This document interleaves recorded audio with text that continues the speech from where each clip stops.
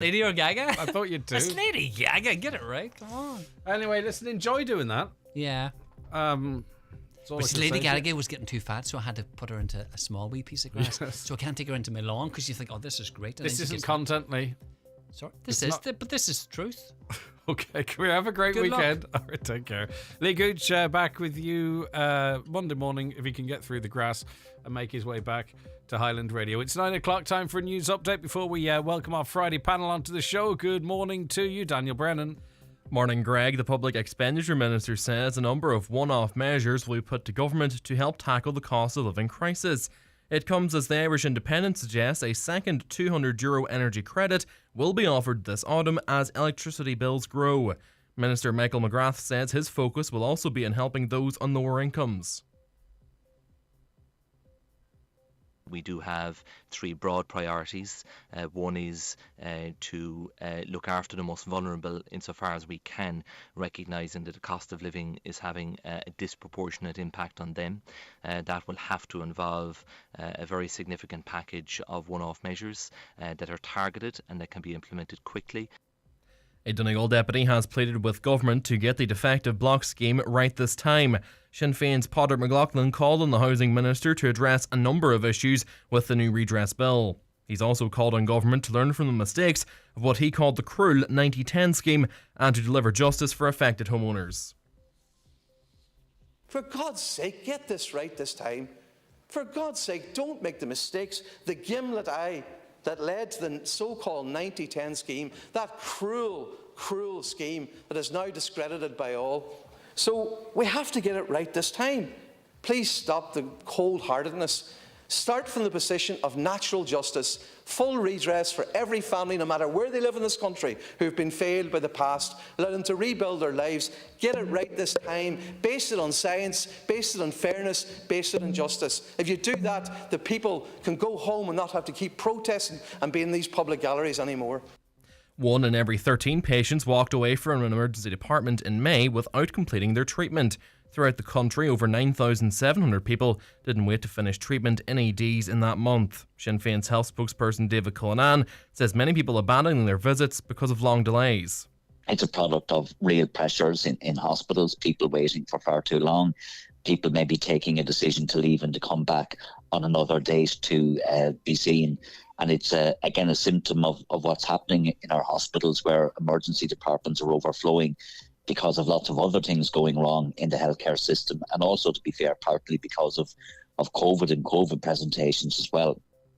And finally, Lisa McGee is officially to become the first woman to receive the freedom of the city of Derry. Derry and Strabane district councillors have unanimously voted to make the Derry Girls creator the first woman to receive the honour. Councillors voted in favour of the move at a meeting of Derry City and Strabane District Council last night.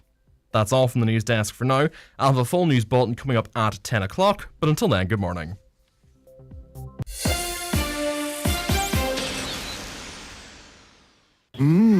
The strawberries and cream frappe and Belgian milk chocolate frappe have arrived at McDonald's. Enjoy the taste of summer with the McCafe iced range.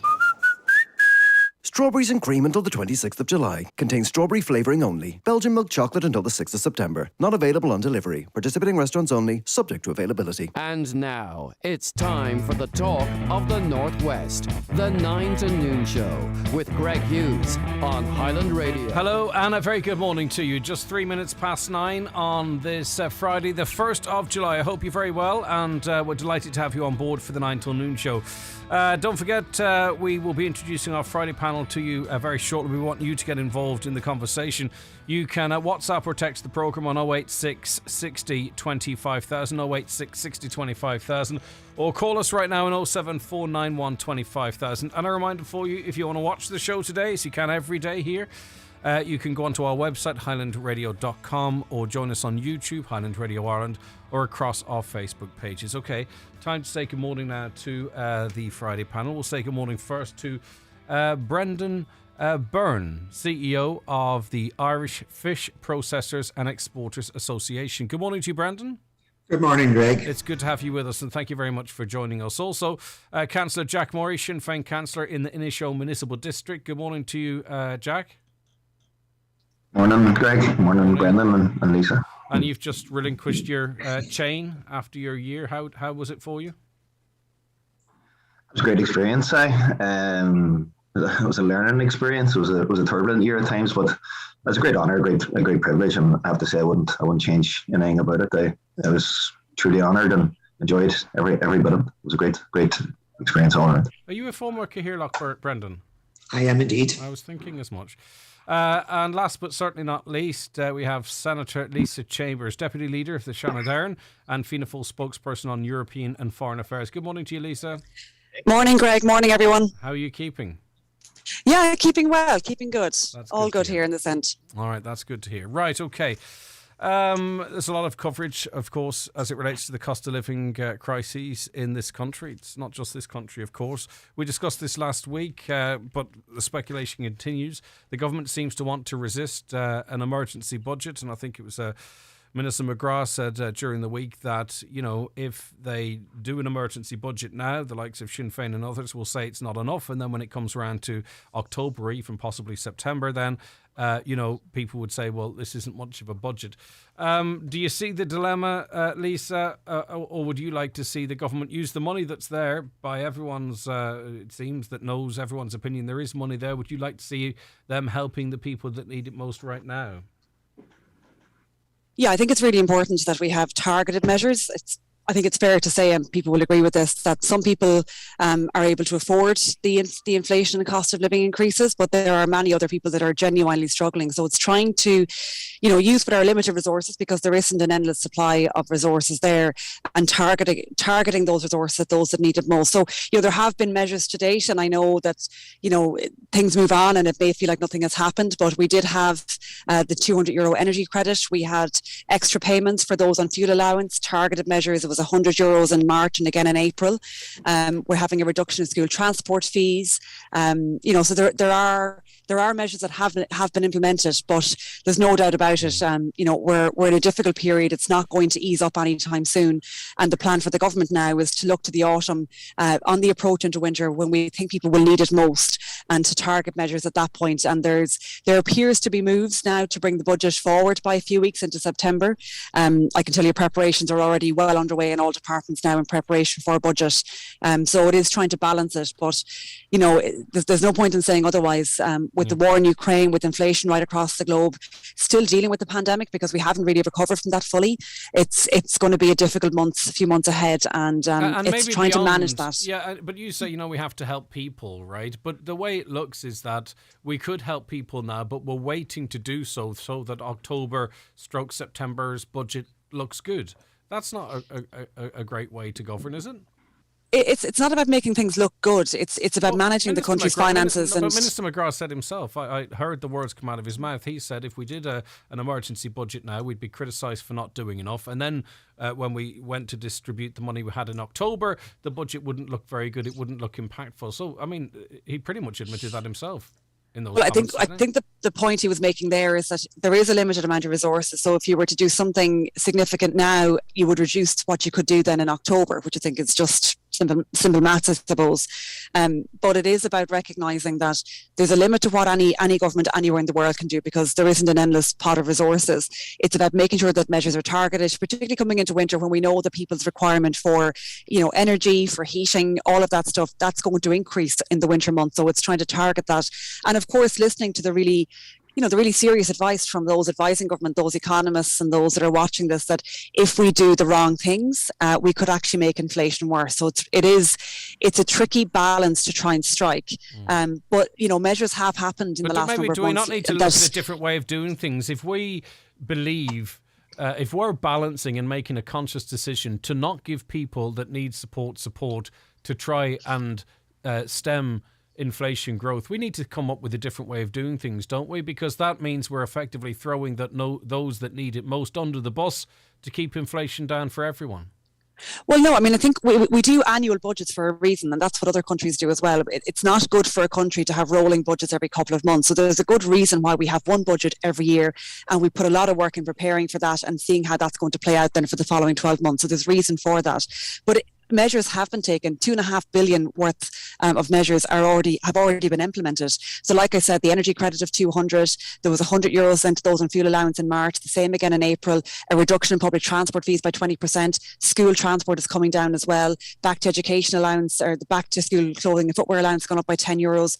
So there have been targeted measures already, and what we're saying is that we will do more. If emergency measures are needed in the interim, that they can still happen. You don't need a budget to do that, but it is about planning now. The budget preparations are already underway, but it's also about being honest with people, Greg, that, you know, it is going to be a difficult period. We are seeing Russia, you know, cut off to a certain extent gas supplies. That's impacting on energy prices here in Ireland. We see that what's coming down the tracks in terms of food supplies, you know, with your own local minister there, Charlie McConlogue, in terms of fodder as well. I want to bring everyone else in here, but listen, you know, there's we have 6 billion more than we thought we had. You gave €200 off electricity to billionaires, as well as those that need it most. You know, we could, in a meaningful way, and we have the ability to do so. For instance, we could use the same mechanisms as that we do for the Christmas payment. You know, those who are working that can't afford. We have ways and means to fairly target it at those that need it most. We have that information. So, you know, that's if the government decided to do that, it could do that right now, but it's choosing not to. Well, what the government are looking at, and I've listened to Minister McGrath, obviously I've spoken to him myself as a party colleague, they are looking at those once-off targeted payments, you know, towards the latter part of this year, because that's when we're coming into a winter period when people will need those supports more. Bearing in mind, Greg, that if you do too much, and this is, I'm not saying this because I'm a layperson when it comes to economics, but listening to professionals that are advising government, if they put too much money back into the economy, you'll actually make things worse and you'll drive prices up further. So it's trying to balance things.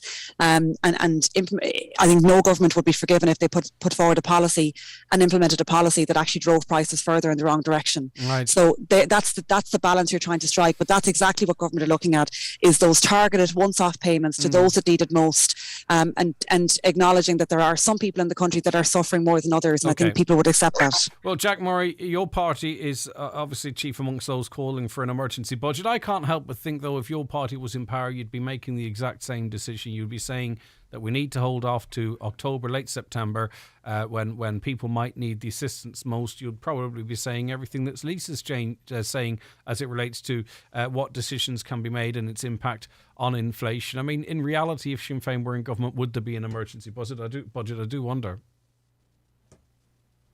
Jack's frozen there. Brendan, what do you think the government should? What do you think the government should be doing? I think the first thing we shouldn't get bogged down on is on the word budget. The reality is we're in a once-in-a-century cycle of hyperinflation, really, globally, caused by two factors. One, the aftermath of COVID, where demand is outstripping supply, and secondly, because of a global disturbance through war. I think the government need to do a little more than they're currently at. The first thing I can't understand, and having some degree of economy background, why they allowed the carbon taxes to stand. That's impacting and hurting every household in the country. It was a blunt instrument to put in. I know it was part of an overall programme for government to satisfy the Green Party, but at a time when fuel and energy costs are rampant by their own right because of the disturbance of the Ukraine war, to allow carbon taxes to stand, not alone the carbon tax of this year, but last year. Arguably, Brendan, is that not showing great foresight? Because that's Bruce Forsyth. Because you know, there's European-wide carbon tax being introduced. We get a derogation from that because the government introduced our own, and that gives us better latitude to use that the way we wish, rather than it being a direction from Europe. So, I mean, in hindsight, was it not a good move by government? Well, it wasn't actually. Well, it probably was a good move from the climate and such like, but we're now dealing with a situation where we have rampant inflation in all sections of the economy, and every household in Ireland is hurting. More households are hurting more than others. I accept that principle. But we have to be very careful when we're dealing with inflation that we don't chase inflation. The normal tools for dealing with inflation are increased interest rates, constrain wages, and that's not a popular thing to say, but that's the reality of what you need to do in order to stop inflation. Sorry, Brennan, I don't wish to inform, but can I just say why that feels very unfair to me? Because we've had Leo Varadkar on this programme and others talking about how this country is a wealthy country, that it's doing very, very well, that we have more people than ever in well-paid jobs. All of that status quo would be maintained. And again, to tackle inflation, to keep it suppressed, you're saying we don't help those that need it most. We don't increase the wages of those on the most, because it's not going to affect the wealthy multinationals and people probably on very good wages working for them. So again, it's a squeezed middle and those on very low incomes that we can't give extra money for fear of inflation. I'm quoting Friedman and Keynesian economics when I'd say the same to them. Well, they're both dead. Don't worry about that. If you're going through, what I'm talking about is how you manage inflation. Now, let me go to the point that I need to go to and what we need to do in Ireland, because it's particularly bad in Ireland. There's a few measures that we can do almost immediately, one of which is the carbon tax. I think because of the energy rampant costs, those are going to have to be parked for a period of at least 18 months. That then helps in terms of household budgets without chasing inflation by causing inflation to go out of control, because it's an imposed tax on a broad-based level. So that's one of the instruments that you do. Now, beyond that, because we're in a single currency with all other EU countries, the ordinary tools that you use to counteract inflation, such as interest rates, are beyond our control anyway. So there's a limited number of measures that we can take.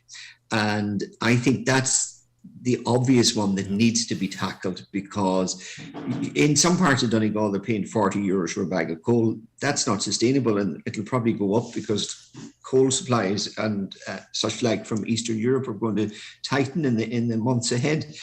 There is no easy solution to inflation. Don't get me wrong by quoting Friedman or Keynesian economics. They don't solve inflation problems. If you get into an inflationary cycle, it is a cycle that's going to last 3 to 5 years, whether or which the war in Ukraine stops tomorrow. And budget to me is a word, but the reality is, and I can see it daily, there's households struggling now that never struggled before. There's households that are not making ends meet. Yes. And all of that has been missed by the 2.2 billion euro of measures that have been implemented so far. Yep. So to answer your question, yes, more needs to be done. Okay, but we have to understand when you talk about us being in a union with others with the same currency, we are paying the most. For everything, or not the most, we're in the top 3 at least. Okay, so we're already starting for a point where there's already built-in inflation into every single thing we purchase. Councillor Murray, it's not that, for the listeners' sake here, it's not that I've been ignoring you, but you've been doing the hokey cokey on this Zoom call. We have you in, you've switched devices, so fingers crossed the battery's charged. As I was saying just before you were knocked out the first time, it's very easy in opposition to say what you would do, but just to say it again, I just wonder if we'd be hearing the same stuff from Pierce Doherty if you were in power about how we need to hold off till October to get everything right to help those that need it most, during a time of the year where the pressures are most. It's easy to call for an emergency budget in opposition, Jack. You just have to unmute yourself now, and then we'll just have the jackpot one. Good man. I mean, apologies for that. The problem with the laptop. I'm on my phone now, and I can read clearly. So sorry about that, and I missed some of the contributions there from Lisa and Brendan. Apologies for that. But you can say it's easy to say from the opposition you're going to do it, but everything we've put forward has been costed and has been shown that it can be done. The Irish Fiscal Council have said that there's potential to do it and there's room to do it. The predictions are that we're going to take in an extra 5.6 billion euro in revenue this year. So there's certainly room. So it's not pie in the sky calls by any stretch of the imagination. And nobody's calling for monthly budgets for perpetuity. We have to recognise that we're in the midst of an unprecedented crisis. People are in very, very bad positions. There is a lot of poverty out there, and people are struggling to meet ends meet. There's 1 in 3 families are now slipping into energy poverty. So the likes of reducing excise duty on oil, reducing the amount that it'll cost to put in oil, reducing the amount of excise duty on your diesel or petrol, I don't think that's going to send us into an economic spiral. No, we have very little latitude in terms of because of us tied into a union. Of course, there's very little latitude in the amount of tax or excise can be reduced from petrol or diesel. What about the argument, though, that increasing the money people have in their pockets that promotes even more inflation? Oh, I don't agree, because there's people there that have next to nothing. There's people there who are like, and it's often used, people who are struggling to heat or eat. Like that's the reality of, like, giving people a standard of living or bringing them out of extreme dire need. I can't see how that will send everybody over the edge. Like, we're talking about controlled measures. We're talking about well thought out, costed measures that should be done. Like, there's people there, we all know them, they'll phone into your show, who simply can't wait until October before action is taken. People can't afford to put diesel in their car, they can't afford to put oil in their tank, and they're not going to sit there happily waiting until October, waiting for this great budget. Then it has to be done. It has to be done now. Is it tough as legislators, knowing that their people right now are at the pin of their collar, they're in a dire situation? Is it tough as a legislator to sort of say, well, you're going to have to wait till October, and obviously, there's a party line there in terms of opinion and what an interim budget might do to the economy, etc. But I would struggle to sleep at night if it was my gift as an elected rep to campaign to help people right now. I'd struggle to sleep to go out publicly and argue against that. And I don't mean that against you. I mean against particularly. I mean, obviously you're in the Shannon as well. I mean about particularly mostly for those the direct decision makers, if that makes sense. Yeah, you're probably talking about those sitting at cabinet, and I've no doubt that the people that are sitting at cabinet, our ministers, are feeling the pressure. There's no doubt about it. But I think anybody in public life at the minute, whether you're in the council, in the Shannon, in the Dáil, you're dealing with people in your community, and we're all seeing that struggle, and it does, it is the difficult part of the job when you see people hurting and you just want to try and do something about it. So, what I will say is that if there were an easy fix to this, the government would take it. It's not a situation that the government have lots of options there that are very easy to take and they're just choosing not to do it. That's not the case. I can assure you that every day of the week, cost of living is what we're talking about. It's what we're working on. No matter what level you're at in the government party or whether you're actually a minister, this is the top issue for everybody, and we're doing our best to try and help people, but we're also being honest with people that this isn't going to be fixed in the next couple of months. This is something we're going to be dealing with for the next months, probably well into next year, maybe longer than that. We don't know what's going to happen with the war in Ukraine. We can probably say it's not going to end anytime soon. Inflation is a global issue. It's what's happening right across the board. You can see the difficulties across the water, our nearest neighbours in the UK. You can see what's happening in the US and right across Europe. So, it is about having targeted measures, looking at those that need it most, that are struggling the most, but also making sure that we don't do anything that will make things worse. And you made that point, Greg. I'd say that to thing, Lisa, is that you hear from the government ministers, the likes of Leo Varadkar and others, that say that, Ireland is in a particularly strong position because of the type of our economy, that even if there were a global recession, that it's likely that it would have less of an impact on us. And if people are struggling in hearing that, it's hard to square that circle, Yeah, well, I think being talked up on one hand as a country, and then it's being talked down on the other in terms of what we can do to help those that need it most. Well, I think what the Tánaiste was trying to do there is that people are really worried that, my God, are we heading back to what happened in 2008 and 2009? And that doesn't seem to be on the cards. So there's trying to be reassuring that, it's likely that there will be a small slowdown, that there could be a downturn in the economy, but nothing on the scale of the financial crash of 2008 and 2009. So I think that's to reassure people that we're in a much better position to weather this storm, but also acknowledging that it's not going to be an easy period.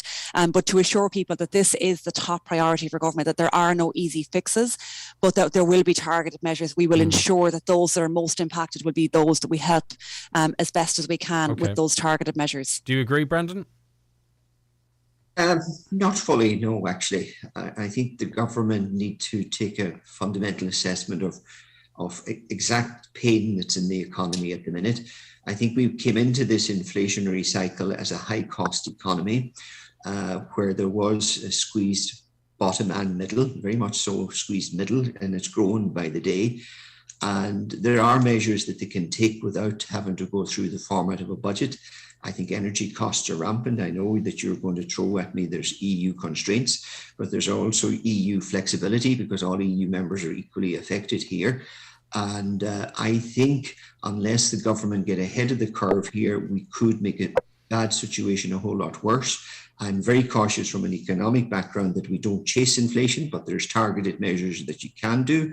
And notwithstanding the complexities of where we are, but I think more needs to be done. And I think waiting to October is going to leave a lot of pain in a lot of households right across the country, and that has to be avoided. And Jack, one of the proposals that's being mentioned is households could see their electricity bills reduced by €200 again next year under plans being discussed by government ahead of the upcoming budget. But sure, look, I don't think that's the type of measures Brendan's talking about. We need something bigger and more sustained, surely. No, but and the one thing that everyone's agreeing on here is that we do need targeted measures that are controlled and that will benefit everybody. I think the only thing we're disagreeing on is when. And I don't think if measures were taken now, targeted, well thought out measures that would get money back into those who are most suffering. I don't think the 4 months is going to change the wider impact on the economy. So it's a matter of time. I mean, I know people are suffering right now at this moment in time, and people listening to the show right now thinking, I can't afford oil. I can't afford to put diesel in my car, and I want action now. And any excuse that we're going to destroy the economy somehow by doing it in 1st of July rather than in the middle of October, it's really a non-runner as far as I can see. All right, stay right where you are. Thank you very much indeed. You're hearing there from Councillor Jack Murray. Also, Brendan Byrne, who's the CEO of the Irish Fish Processors and Exporters Association, and also Senator Lisa Chambers, Deputy Leader for Shannon Darren and Fianna Fáil spokesperson on European and Foreign Affairs. Back after these messages. Your questions answered on the new REP scheme. For more in your Farmer's Journal, here's Paul Mooney. Don't miss our 2 pages of reader questions on the new REP scheme, now called Acres. Find out how you can earn up to €10,000 a year and how the payment rates compare to REPs. Fianna Fáil TD tells Taoiseach that farmers need new money to tackle climate measures. And in our childcare series, we ask the Minister how he plans to reduce childcare fees. Only inside this week's Irish Farmer's Journal. You cannot afford to miss it. Anne had been training hard for months, 7k most evenings in all weather along familiar tree-lined roads. Only for that wind I'll be close to my fastest time ever. Just when I need a fallen tree. Okay, climb over, keep moving. Always ask yourself the question, are you sure it's safe? Never approach fallen wires. If in doubt, call us on 1800 372 999. ESB Networks. Stay safe and stay clear of electricity wires. The wait is over. Chris Norman, the original voice of Smokey, plays Lennon Festival Ramelton on the 9th of July. Hear Chris and his band playing all the hits. Oh Carol, Mexican Girl, Don't Play Your Rock and Roll to Me, Alice, plus many more hits. Tickets on sale from universe.com and local outlets. For full details, follow Lennon Festival Ramelton on Facebook. That's Chris Norman and his band, presented by Joe Gallagher Entertainment.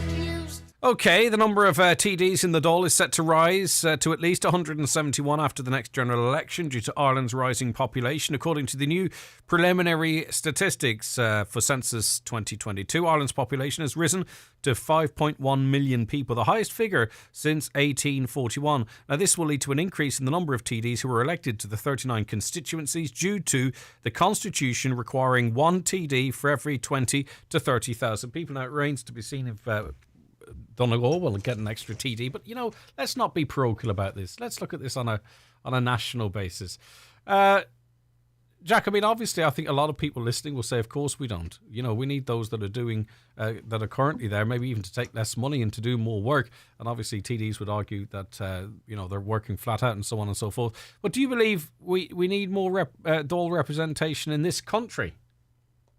Yeah, it's not going to be popular to say we need more politicians. I don't think anybody's... Well, then you're not going to say it, are you? Well, I am. I'm only joking. Go on. No, there's a reason it's said in the Constitution that we should have one TD for every 30,000 citizens. There's a reason that's there. That's a fair representation. And you don't want to get pro-girl, but I do think Donegal needs that extra TD. We had 6 TDs at one point. We've been reduced now to 1 5-seater.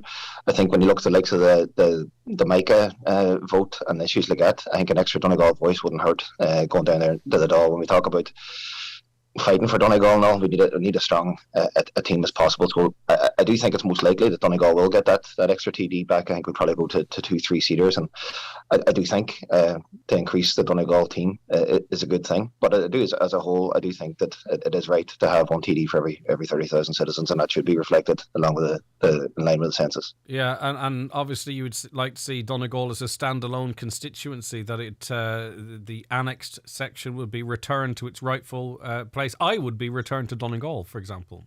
Of course, I think it was quite unfair when that part of South Donegal was taken into the Sligo Leitrim constituency. It's like the electoral commission will be guided to try and keep county boundaries intact as much as possible. And again, there's a reason for that. The issues that affect Donegal will be quite different to other areas, and likewise, I know at least you might say Mayo has different issues, and they should be kept together as one county. It makes sense, but absolutely, I'd say it's most likely we'll be returning to 2 3-seaters, given the slight increase again in Donegal's population. All right, Lisa, I mean, obviously this is the Constitution sort of determines this. There is the alternative of obviously having a look at that. If you take sort of a city like Manchester, an equivalent population to the entire country, obviously many less elected MPs there, for an example. So what is your view? Do you think we do need to increase it, or maybe we could use it as an opportunity to have a review of the situation? Yeah, I mean, currently, because of the constitutional provision of 20 to 30,000 per individual citizen, we will be increasing the number of TDs for the next, assuming that the next Dáil elections happen at the full 5-year term in 2025. There probably is an argument, though, for looking at potential constitutional change, because it's quite likely our population will continue to grow now. That's what's been projected. It's probably not good that every time we have a census every 4 years, we start reviewing boundaries and chopping up counties and potentially adding more TDs. So there could be an argument for maybe looking at that. Potentially, it would require a constitutional referendum to change the constitution, obviously. Perhaps something like increasing it to 30 to 40,000 to allow for that bit more flexibility, that we're not reviewing county boundaries and electoral constituencies every 4 years.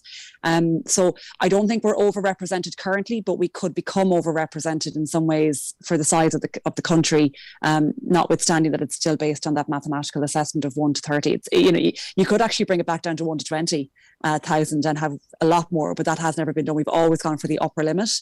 I certainly think there's an argument, though, that we're underrepresented at local government level, because we don't do the same review for councillors. And obviously the population has increased. We start talking about TDs. We don't talk about local government.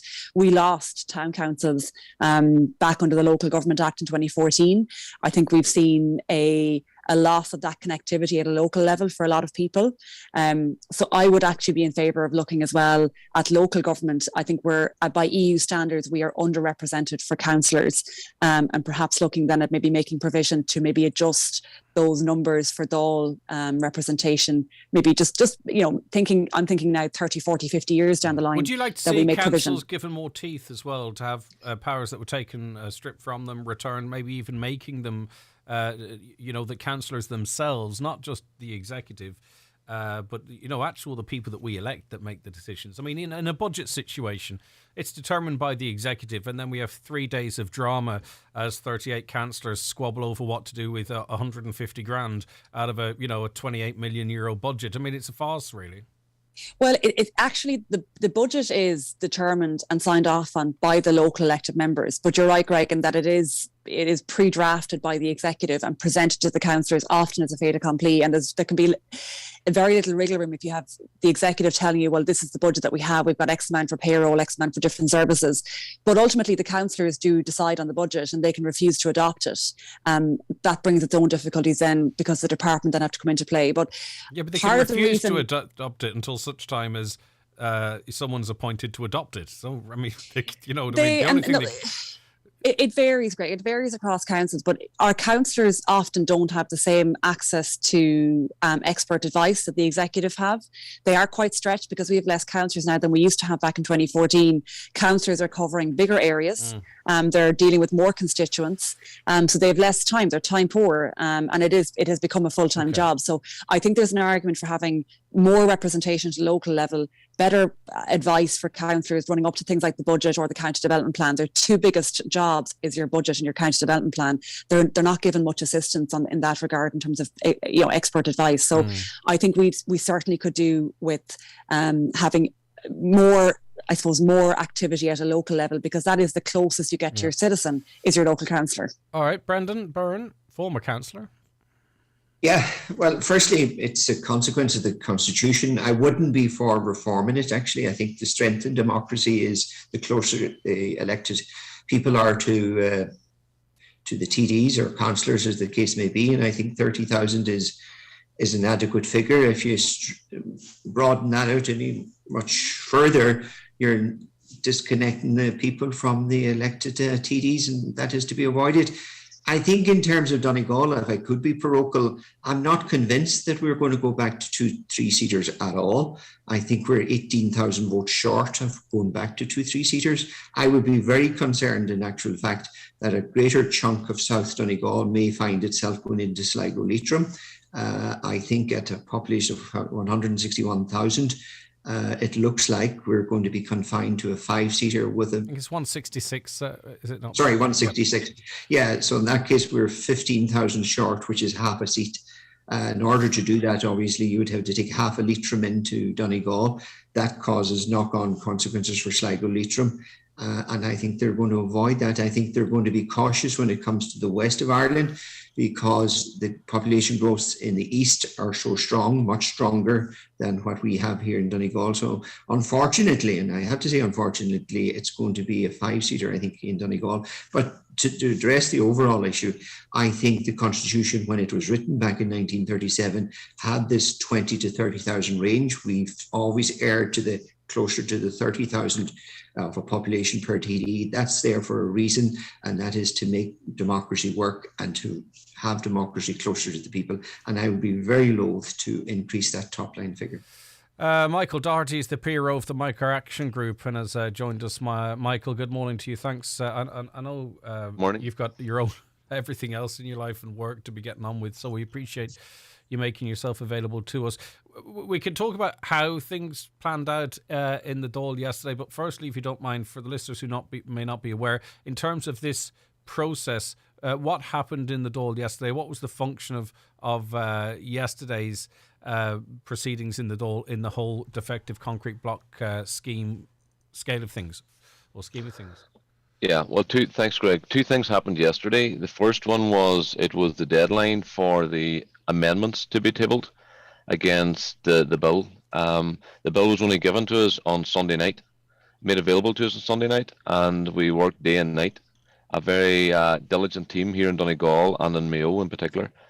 And we had 80 amendments tabled. They had to be in for Thursday morning, yesterday morning, 11 o'clock. That was the first challenge, and we met that challenge. The second challenge then was ensuring that we had all of the opposition TDs schooled on the key shortfalls as we saw them, and convince them that there were shortfalls, and then have them express them shortfalls over several hours yesterday afternoon, starting must have been around 2 p.m. So that was the 2 things that happened. I think it was teed up through the previous Thursday, which was the joint housing committee meeting. That was, ironically, it wasn't on the bill.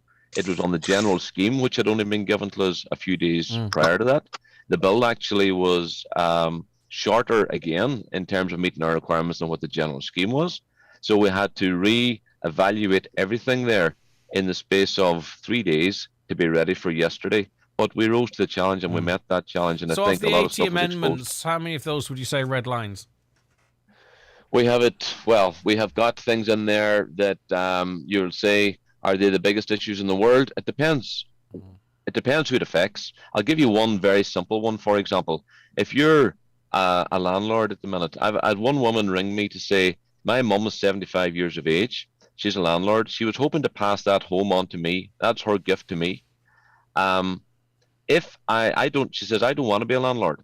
But if I take this on, I have a 20-year clawback at 5% a year. So I'm going to be a reluctant landlord for up to 20 years here.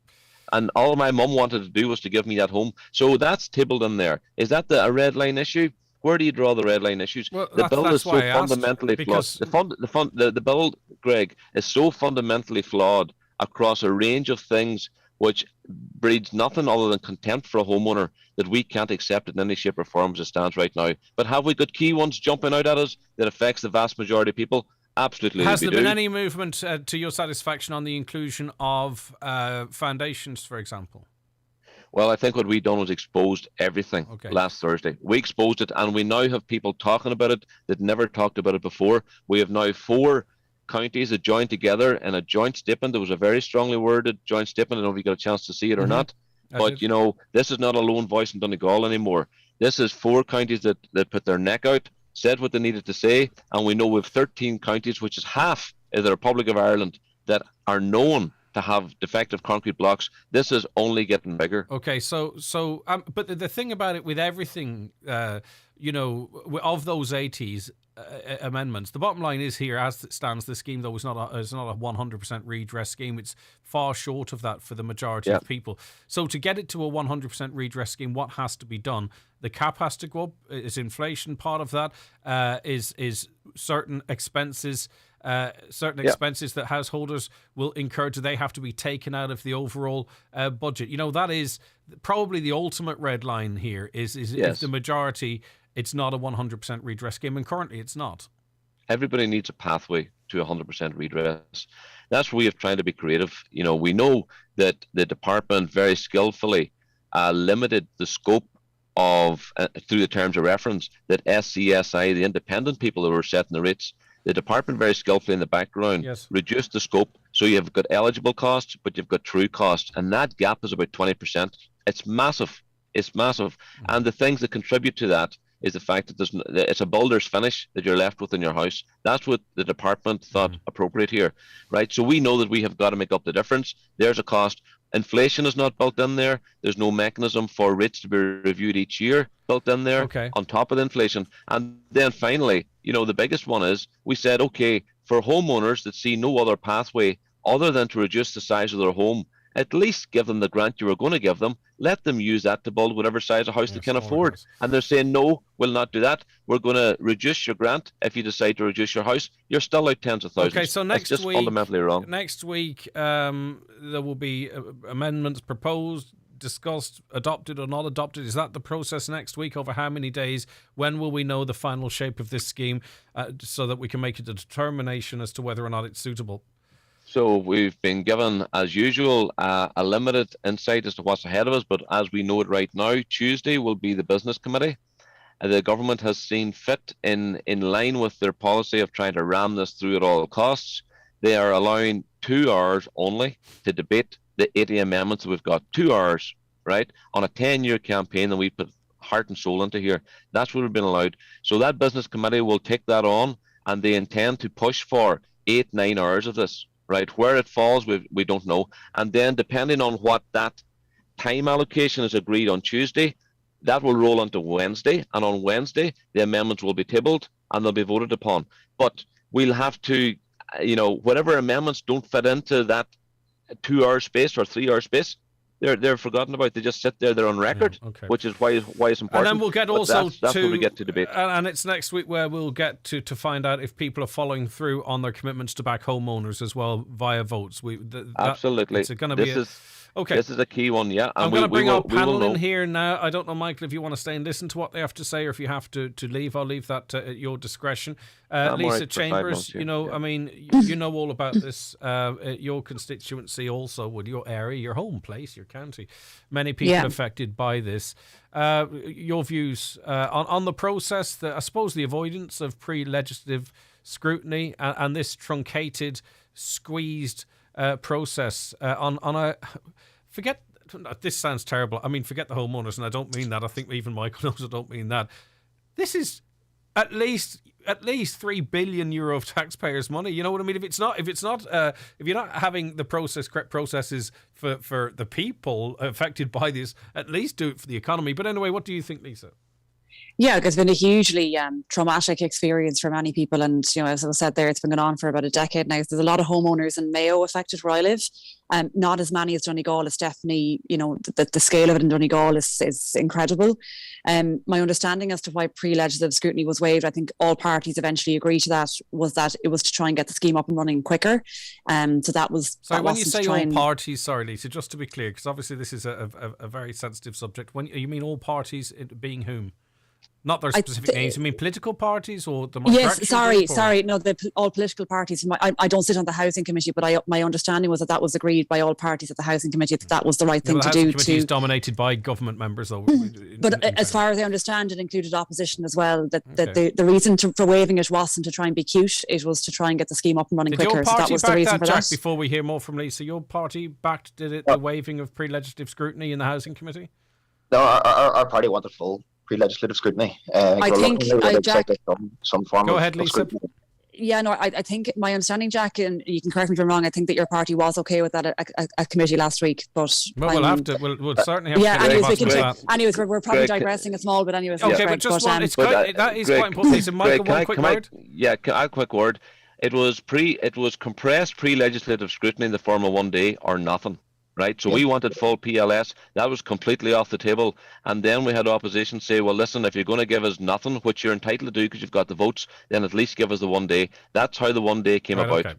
Okay, yes. and that was back. Fair enough. Not Lacey, you weren't incorrect in what you were saying. So continue with your point, please. Yeah, so I think that there are some homeowners that are clearly not happy with what's been proposed. It is worth saying, just in the interest of fairness, that I do think it's a vast improvement of the scheme that was signed off on by the last government. So I think that this government have done a much better job of putting together a better scheme. I can understand from the Department of Public Expenditure's perspective that they do need to, in terms of, I suppose, looking after public money on behalf of the state, they do need to have a set amount that's going to be spent on this. That's probably why it will be difficult to have a rolling situation where you don't have a set price or a set rate and that it will be reviewed annually. That would not be in the interest, I think, of the public in general. But in saying that, I do think that homeowners need to be compensated. I don't know why it's been, I'm not sitting in the Dáil, obviously, so I don't know why there would be a restriction to 2 hours of debate. Certainly, I would be in favour of that being increased to what is needed to allow people to have their say. So I can't answer that. I don't sit on the business committee. So certainly I would support, as a member of the Oireachtas, I would support there being full and proper debate, because I think we should facilitate people having their say. And I'm sorry that I can't give more information on that. It's just not something I would be privy to. All right. And what confuses people too, we had a post from Charlie McConalogue not so long. He was talking about a new bill, the Agricultural and Food Supply Chain Bill, in which he welcomed the very important role of pre-legislative scrutiny in that regard, saying this will lead to the important Office for Fairness and Transparency. And then people say, well, why is it important for that, but it's not important for a 2.7 billion at least euro project? I'll bring you in lastly, Jack, on this, if that's okay. Brendan Byrne, what's your views on what we've been talking about here now? This squeezing this huge amount of money and a huge scheme into this embarrassing, really, amount of time. Well, it's bad political practice to put a €3 billion bill through without full scrutiny. I can't understand that it's been allowed to happen, particularly in the context of a campaign that's ongoing for 10 years that's affecting so many. We certainly, looking at it objectively, and I can look at things objectively now because I'm apolitical, the political arm of the Dáil is very weak compared to the public service if they're allowing this to happen. And I think part of the problem, part of this ongoing problem that there has been in Micah, is that the political wing hasn't taken full leadership over the public service on this. It's devastating for those households that are living in Micah houses. Our hearts go out to them. But it's even worse when you see the political system fail them time and time again. And not only that, I would argue that the elected representatives and indeed the housing minister have been publicly humiliated by the people that you talk of, and still took it and ploughed on. And that is one of the new, I suppose, nuances of politics as I see it, looking now from a different angle, that right across the board, the political arm is getting weaker and weaker after each election, and our public server getting more and more inefficient, certainly at senior level. And someone is going to, I think a number of TDs have started to speak to that matter, but the elected representatives have a very defined role in the Constitution. They represent the people at the highest decision-making level. Okay. I would like them to do that. Right. Okay. Well, Jack, the campaign has seems to have put a lot of trust in your party and what your party might actually do in government. And for homeowners' sake, I hope that you would follow through on it. But that also remains to be seen. If your party could be the one that wrestles power back from the upper echelons of the civil service, that remains to be seen. But your views on this process, I mean, they're well documented from your party's perspective, but you're a local rep, of course, and have been very close to this story yourself, Jack. Yeah, it does remain to be seen what we'll do, but I'm up for a challenge, and I'm very, very confident we will do exactly what's necessary. But when you look at there, like Michael Doherty saying that 80 amendments submitted, that shows that it's a deeply flawed scheme. So if you're saying that you want a scheme that helps homeowners and is what homeowners have been asking for, then the homeowners have found 80 things that need changed in it. So you can't put that through without listening. The likes Michael Doherty, the people around them are serious operators. These are well considered amendments. They're not pulled out of the sky for the crack. They're serious concerns. So you can't on one hand say that you want to do right by the people and the homeowners of all the counties affected, and then say that we won't give enough time to discuss your amendments, your thought out, considered amendments. So it's crazy. Like when you talk, like 2.7 billion is going to be a lot more. We know that's larger than most government departments. Like you wouldn't establish a government department and only talk about it for 2 hours. Like it's crazy stuff. But fundamentally, it comes down to delivering for the actual people that have been campaigning for the last decade,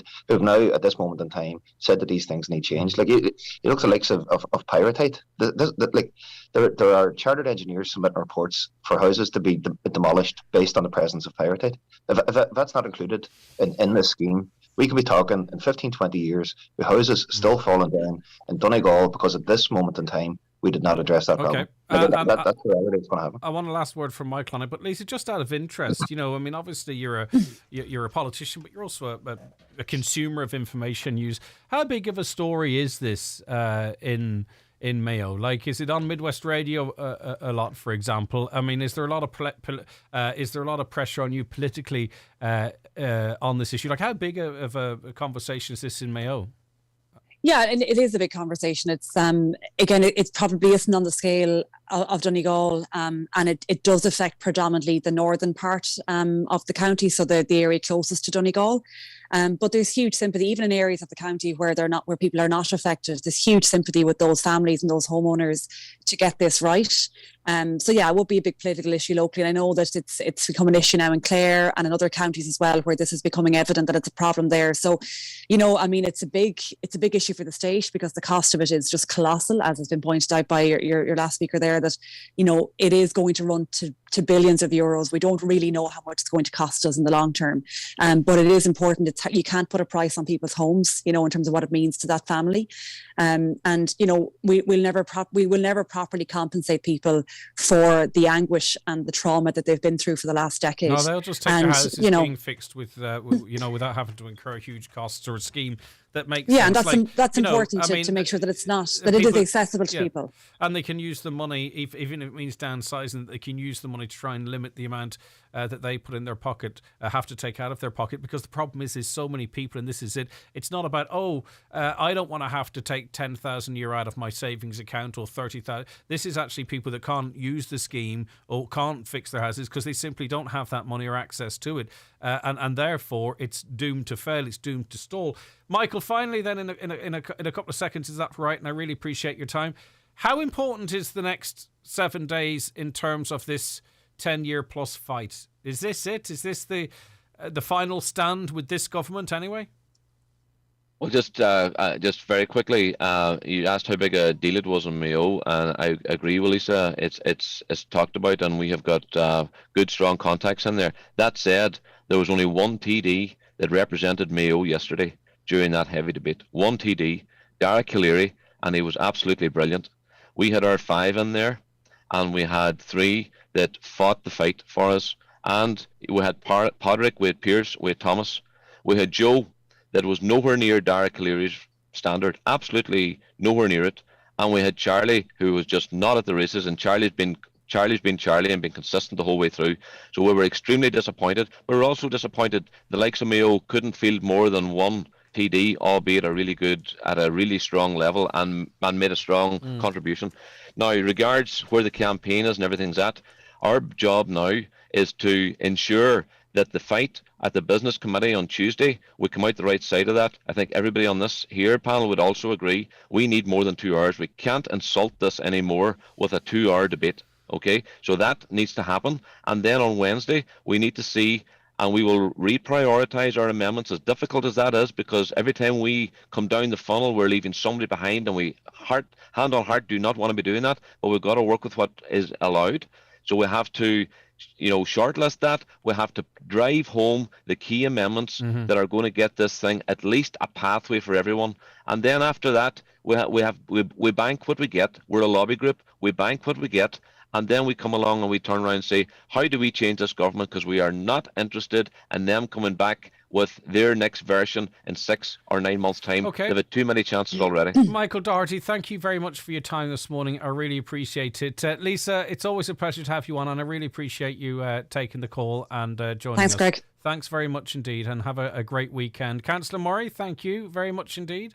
We'll set a GoFundMe up for a laptop for you, maybe. I appreciate that, Greg. Thank you. Headset and stuff. All right. Cheers, Jack. Good man. Take care of yourself. And last but certainly not least, Brendan Byrne.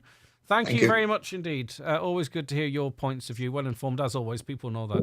All right. Thanks, Brendan. Well done. Take care of yourself. Thank you. All right. Okay. Lots of you texting in, messaging in. We'll be getting to your calls and comments and what have you after we take a break. Stay where you are.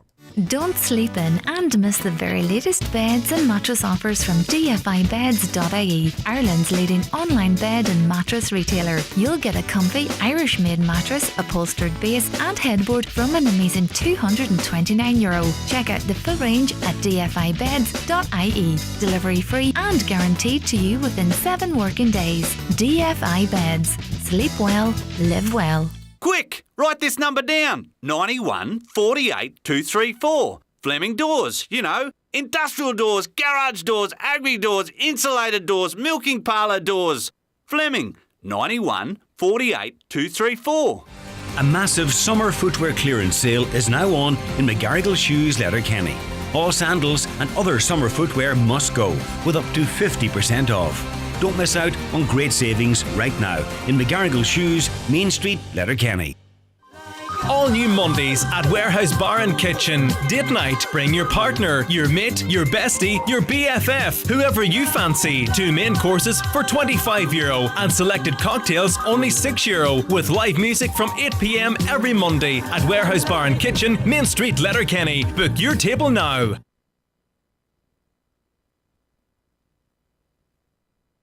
At Cherrymore Kitchens and Bedrooms, we are now operating out of one new state-of-the-art showroom in Donegal Town. And we invite you to visit our new 5,000 square foot Donegal Town showroom to discover the latest eye-catching designs. Remember, at Cherrymore, you're dealing directly with the manufacturer, which means high-quality kitchens at factory prices. Start planning your dream kitchen or bedroom by calling Cherrymore on 074 9725 822. Cherrymore, 25 years delivering value, quality and service all over Ireland. Enjoy the summer fun at the historic Lifford Old Courthouse with activities for all ages. Try to escape from a real cell in Jailbreak, Donegal's only escape room activity, or experience life as a prisoner in an interactive guided tour with a difference. Lifford Old Courthouse. Find out more at LiffordOldCourthouse.com. Massive 3-day mega sale now on at Evolve Clothing Letterkenny Retail Park and evolveclothing.com. Ends Sunday. Mr. Blue Sky, please tell us why. The Euromillions Jackpot is an estimated €200 million. Play responsibly in-store, in-app or at lottery.ie. The National Lottery. It could be you. Okay, you're very welcome back. Just to remind you, of course, it being Friday, Michael and Fanula will join us after 11 o'clock to talk all things entertainment and whatever catches our fancy. It's to switch off from the serious side of life and focus on what dominates, and we try and make dominate our real lives, and that's just frivolous stuff, isn't it, when we're not worrying or thinking about things. But anyway, that's besides the point. Get involved in that conversation. What are you watching? What do you want them to talk about? What have you seen? Have you been to the cinema? What's your experience like? 086 60 25,000. A caller says there's a reason why Lisa Chambers lost her seat in the last election, justifying what Fianna Fáil and Fine Gael has achieved in the last 10 years. A lot more of her colleagues will be joining her in the next election. There won't be enough room in the Senate for them all.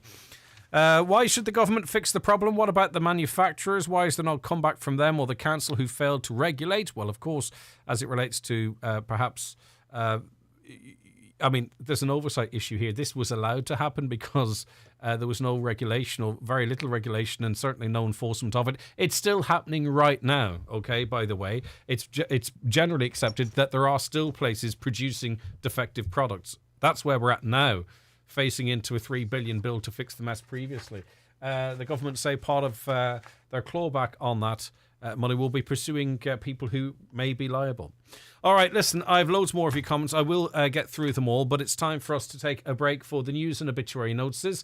Rejoin us on this programme afterwards. Live, on air, online and on the Highland Radio app. This is Highland Radio News. This is the Highland Radio News at 10 o'clock. I'm Daniel Brennan. The PRO of the Micah Action Group has called on government to give more time to table amendments to the new defective blocks bill. Currently, an Oireachtas committee discussing the new bill will be restricted to 2 hours debate, despite there being 80 total amendments to be discussed, as well as the contents of the 60-page legislation. Speaking with Greg Hughes on today's 9 till noon show, Michael Doherty says the government are trying to ram this bill through at all costs. The government has seen fit in line with their policy of trying to ram this through at all costs. They are allowing 2 hours only to debate the 80 amendments. We've got 2 hours, right, on a 10-year campaign that we put heart and soul into here. That's what we've been allowed. So that business committee will take that on, and they intend to push for 8-9 hours of this, right? Where it falls, we don't know. And then depending on what that time allocation is agreed on Tuesday, that will roll into Wednesday, and on Wednesday, the amendments will be tabled and they'll be voted upon. But we'll have to, whatever amendments don't fit into that 2 hour space or 3 hour space, they're forgotten about. Meanwhile, a Fine Gael deputy has admitted his government colleagues got it wrong when the sliding scale was introduced to the Micah redress scheme last year. Speaking last night in the Dáil, Donegal Deputy Joe McHugh had pointed criticism for the previous scheme, calling it plain and simply wrong. According to him, it was rushed at the 11th hour. I would like to acknowledge in the first instance the fact that the sliding scale doesn't be mentioned in the scheme. It came in before last Christmas. It was a massive mistake and it caused a lot of consternation, and it's important to acknowledge the work of the Minister in listening to the campaign group, listening to the homeowners and ensuring that it is not part of this scheme. I've seen personally the damage done by the previous scheme. Regulations drafted at the 11th hour made the scheme unaffordable, inaccessible and unworkable. The Public Expenditure Minister says a number of one-off measures will be put to government to help tackle the cost of living crisis. It comes as the Irish Independent today reports a second €200 energy credit will be offered this autumn as electricity bills grow further. Minister Michael McGrath says his focus will also be on helping those on lower incomes. We do have 3 broad priorities. One is to look after the most vulnerable insofar as we can, recognising that the cost of living is having a disproportionate impact on them. That will have to involve a very significant package of one-off measures that are targeted and that can be implemented quickly. A local councillor says that a beach in Dunfanaghy has been vandalised for the second night in a row. Councillor Michael McClafferty says the beach at Killahoe has had signs pulled down and chairs smashed, with broken glass also being left on the beach. Councillor McClafferty has appealed to those responsible to be respectful of the area and stop. This morning will be the second morning in a row that there's been vandalism caused on Dunfanaghy beach there, Killahoe beach there in Dunfanaghy. Particularly this morning there. There's evidence here of signs being damaged there, pulled down, broken. There's chairs smashed on the road there near hand to the vicinity of the golf club there. There's chairs as well broken down on the beach. There's a lot of glass smashed around there. Like yesterday morning as well, there were a similar trend. There were chairs broken. There's a lot of glass smashed. I would appeal to these people who are doing this to please stop it immediately, refrain from doing it, and anybody else going forward that's thinking of holding possible beach parties or something else or other kind of social events down the beach, please be respectful. Take home your rubbish. What you left your glass. There's bottle banks there. There's no need for it. And finally, top public servants earning over €150,000 a year will get pay rises of up to 15% today. It affects 4,000 people, including judges and hospital consultants. It's the last phase of the reversal of pay cuts from the economic crash of 2008. Sinn Féin's public expenditure spokesperson Mairead Farrell, however, says it comes during a cost of living crisis. Families wake up this morning, families who are hard pressed, who are struggling, and they hear this news. They hear this of top earners getting increased in wages. And at the same time, they know that the government voted against an emergency budget that me and my colleagues in Sinn Féin put forward on Wednesday night, and that they voted against that. So I think that's the message that the listeners this morning are getting from government.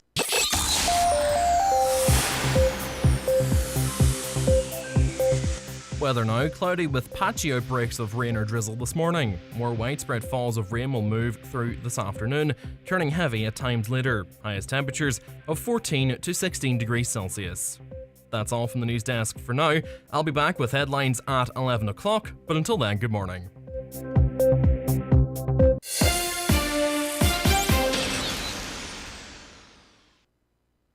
The obituary notices for Friday morning, July the 1st. The death has taken place of Mary Donal Gallagher, Mina Niller Derry Beg, originally from Glassa, Gidor. Mary's remains will repose at her home from 11 a.m. this morning. Rosary nightly at 8 p.m. House private after Rosary until 11 a.m. Funeral Mass in St Mary's Church, Derry Beg on Sunday afternoon at 1 p.m, with interment afterwards in Maharagallen Cemetery. The funeral mass can be viewed live on the parish webcam or on the Kieran Roti Funeral Director's Facebook page. The death has taken place of Brendan McIntyre, 1 Riverside Terrace, Strabane, and formerly of Lifford. His remains are reposing at his home. Funeral leaving his home tomorrow morning at 9:25 for Requiem Mass in the Church of the Immaculate Conception, Strabane at 10 o'clock. Interment afterwards in Strabane Cemetery. Donations in lieu of flowers please to Kidney Research UK, care of Quigley Funeral Directors. The Requiem Mass can be viewed live via the parish webcam. The death has taken place of Joe McDevitt, Drumnachart, Annagray. His remains are reposing at his late residence. The house is strictly private to family only. Funeral Mass today at 12 noon in the Star of the Sea Church, Annagray, with burial afterwards in the new cemetery. Family flowers only, donations if desired to the daycare centre, the Angle, Dunlow. The death has taken place of Leo O'Frill, Drumboy, Lifford, and formerly of Fanad. His remains are reposing at his home. Funeral leaving his home tomorrow morning at 10:25 for Requiem Mass in St Patrick's Church, Murlug at 11 o'clock. Interment afterwards in the adjoining cemetery. Family time please from 9 p.m. to 11 a.m. The Requiem Mass can be viewed live via the parish webcam at clonleyparish.com. And the death has taken place of Cathal Gallagher, Rye Manor Cunningham. His remains are reposing at his home. Requiem Mass tomorrow morning at 11 a.m. in St Columba's Church, Drummahole. Burial afterwards in the adjoining cemetery. Family flowers only, donations if desired to the Oncology Ward, Letterkenny University Hospital, care of Patrick Sweeney, Funeral Directors. For more details, including any family health guidelines for wakes and funerals, please go to highlandradio.com.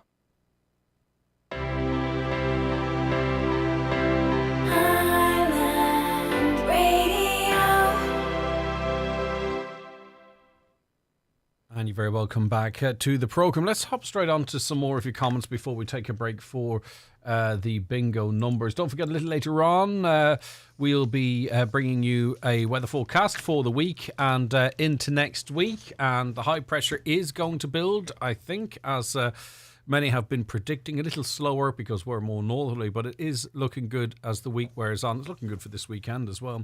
A caller says there's a war going on which is affecting us all. Rising inflation, a recession is on its way, energy prices going through the roof, yet big companies are making millions in profits in a crisis and now want to add to our pain by adding more TDs. At what cost to the people of Ireland? If anything, we need to bring TD numbers down to a maximum of 120. It is a little refreshing, albeit it's only a small respite, to see fuel prices coming down. I do note that driving to work today, looking at various garages, I did see petrol and diesel down as low as €2.05.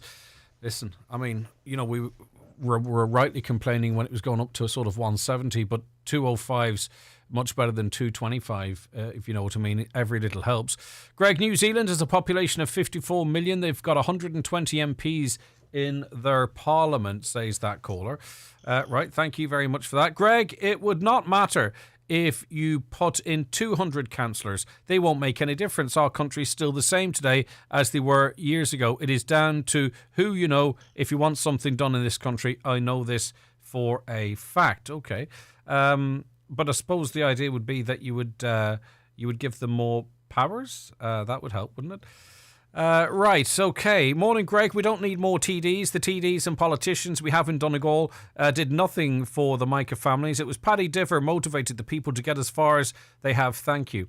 Listen, I've said this a million times, not a million times, a number of times on this programme, and it's 5 million the population of New Zealand was. Sorry, I was Googling that because someone said the population was 54 million, and I was like, what? The population of New Zealand is 5 million.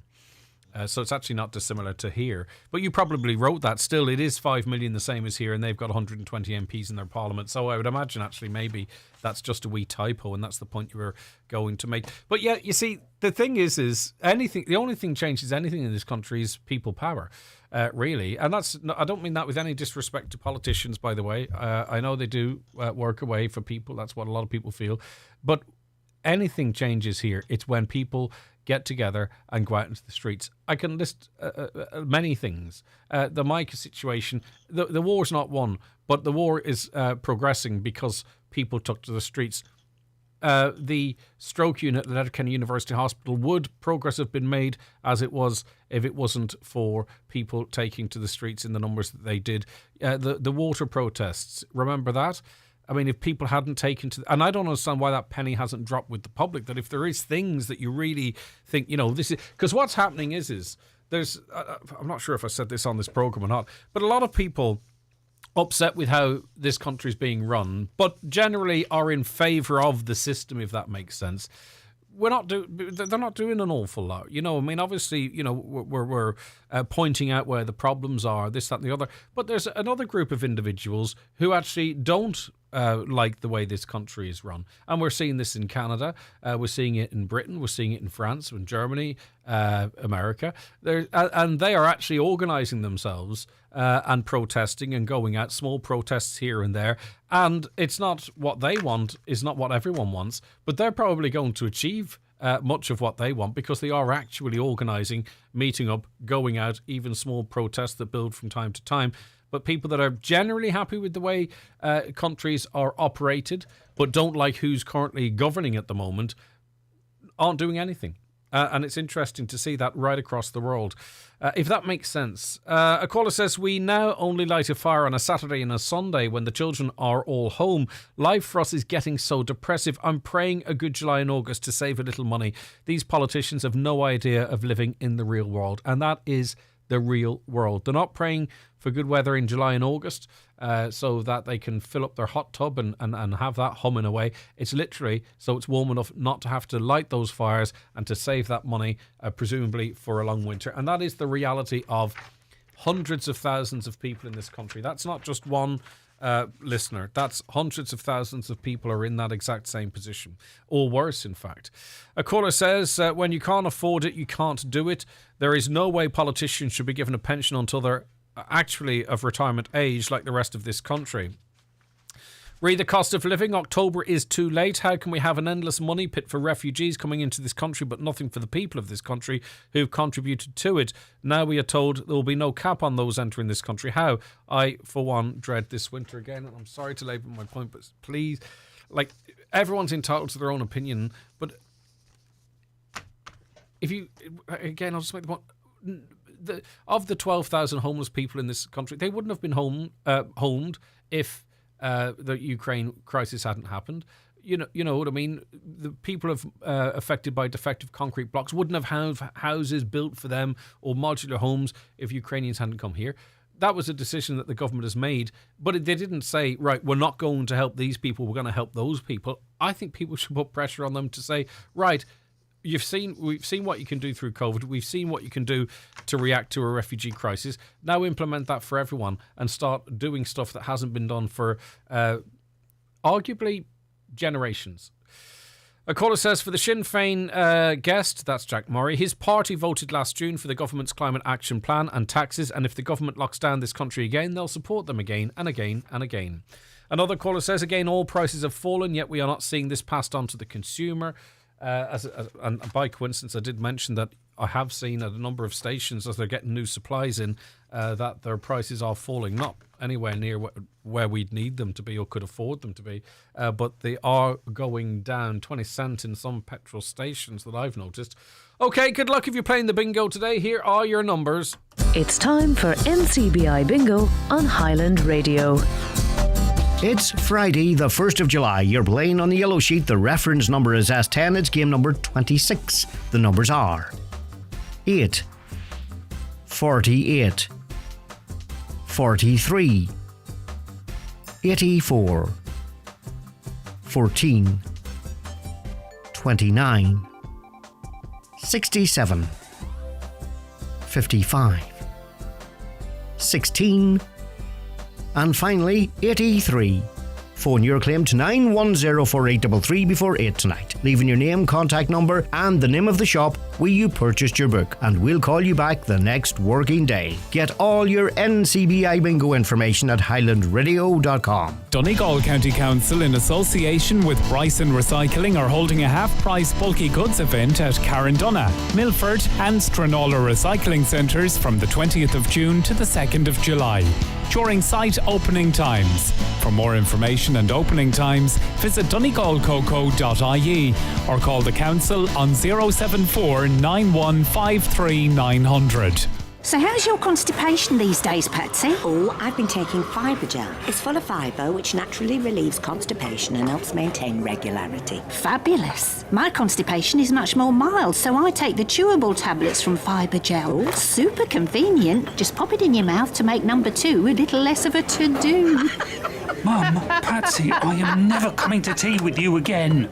Fibergel High Fibre Orange Granules contains this. Bagula Husk, always read the label. Fibergel Fibre Chews is a medical device, always read the instructions. Several sponsored buses from Donegal will travel to the Rally for Life in Dublin this Saturday, the 2nd of July. Make it a family day out. Booking essential, so telephone Donegal Pro Life on 089 24 69 599 to book your seat. That's 089 24 69 599. A wincho dun the nal, Shasha Mishlakela son the Baha. Can I get 2 specials, please? 1 sourdough and Caesar salad. And by the way, I'm 12 weeks pregnant. Yes, Chef.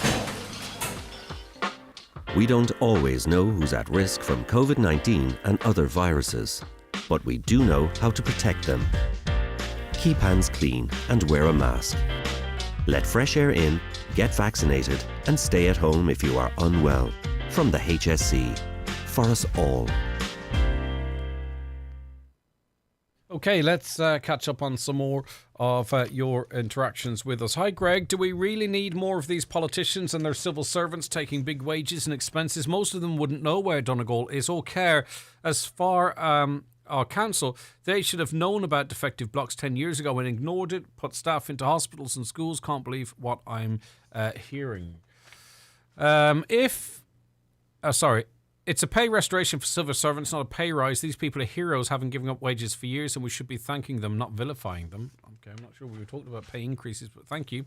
Could someone please explain why the block provider and the insurance companies are not contributing to the Mica Compensation Fund? Well, that's a complicated issue, which I don't want to sort of go through off the cuff for fear of... but I will address that. Hi, Greg. Lisa Chambers throwing out the same government spin. International inflation, yet Ireland's second most expensive for groceries in the EU. And what are our duty rates on fuel, etc.? Over 50. The policies disproportionately affect poor. They still roll out reliefs to those who don't need them, and giving misinformation of facts. The concern in Michael's voice says it all. That comes in from Liam. You see, the last budget, unless I'm very much mistaken, benefited the richest more than it did those that need it most, which I don't understand how that's acceptable to people.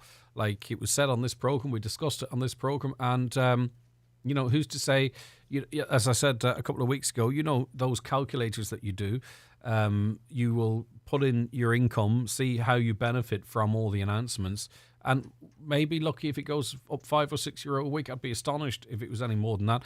But yet, the rich continue to get richer. And fair play, lots of people with money have worked very hard and what have you. The system is laid out as such that it looks after them. They can't donate money to the exchequer, but that's the way the system is set up. From Facebook, the government has said there'll be no cap on people coming from Ukraine. So where is that money coming from? The numbers at the moment aren't massive. A lot of them are working as well. I don't want to keep repeating myself as if I'm a defender. That's not my point, but I just feel that, as I say, it takes off the legacy issues in this country. It takes away from that conversation. I can see for people in Letterkenny, a train link to Derry would be very welcome, but it really does nothing for people in the south of the county. A train from Sligo to Letterkenny would serve so many more people and provide a fast, comfortable link to Dublin, which is desperately needed. And look, it's not just South Donegal, of course. The people of Inishowen would face a long journey to get a train from Letterkenny to Derry. In fact, it'd be far quicker maybe cutting across at Muff than the people of Burton Port and Dunlow and Gweedore, who were serviced by a railway previously. Killybegs, they might say, well, what about us too? I think when the guest we were speaking to yesterday saying, well, look, from a starting perspective where the population is in Letterkenny, of course, that would be a start, and it's doable and it's affordable. He costed it at 320 million.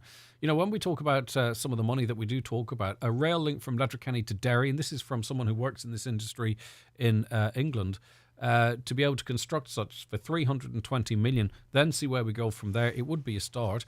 But I take your point that for people in South Donegal, it would make little or no difference. Online outrage has been sparked over, and this is frivolous, by the way, it's just to change the tone a little bit as we go to the break. But online outrage has been sparked over Tato's latest flavour of crisp fizzy cola bottle. Now, you might go, seriously? Why are you even mentioning that? There was hours given to this nationally and is being given nationally. But I suppose, look, it takes our mind off things for a second. But would you buy fizzy cola bottle flavoured crisps? Is this something you'd try, or have you seen them in your local shop? Let us know. We have polls live on our Instagram, Facebook and Twitter page where you can have your say. As I say, I recognise that in everything we talk about, that this is not terribly important, but there has to be a little bit of space for light as well, doesn't there? So what do you think of Tato's latest flavour of crisps, fizzy cola bottle? It was a brilliant marketing thing. I don't think Tato's going to sue me for this. They claim that a few boxes went out to shops unknowns to them, right? That they were released early. But if I were in their marketing office, I would say, right, this is a really good move here because it gets people talking and the product's not even available and you couldn't pay for this advertising. Well, anyway, would you try them? Do you have what flavoured crisps, if you could have any flavour of crisps that's not there currently, would you go for?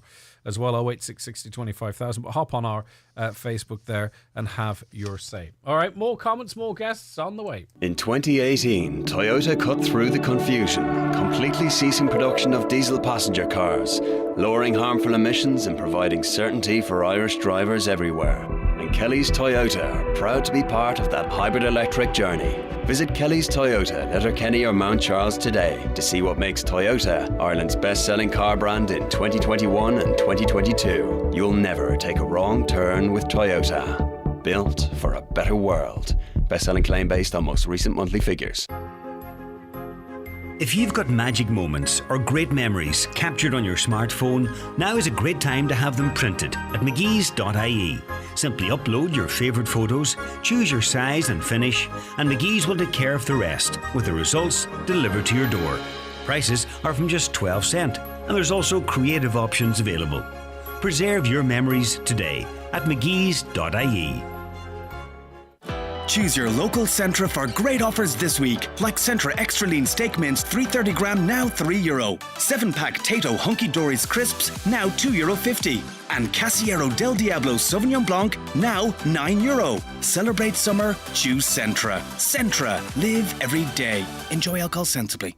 If you are 65 or over, make sure you've had your latest COVID-19 booster vaccine. Without it, you're more at risk of serious illness if you get COVID-19. To get your vaccine, contact a participating pharmacy or GP, book on hsc.ie or call us on 1800 700 700 from the HSC.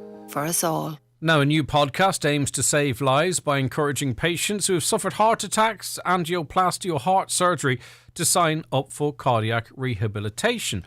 Deirdre O'Reilly is president of the Irish Association of Cardiac Rehabilitation and joins us on the programme now. How are you, Deirdre? Good morning. Hello to all your listeners there. It's good to have you with us. Just for my own benefit, angioplasty, that's the likes of stents and what have you, is it? That's right, yes. Yeah, it's if somebody's got narrowed coronary arteries, they may or may not have had a heart attack. It's a way of opening up the coronary arteries. So a lot of people in Donegal would probably have had stents and angioplasty.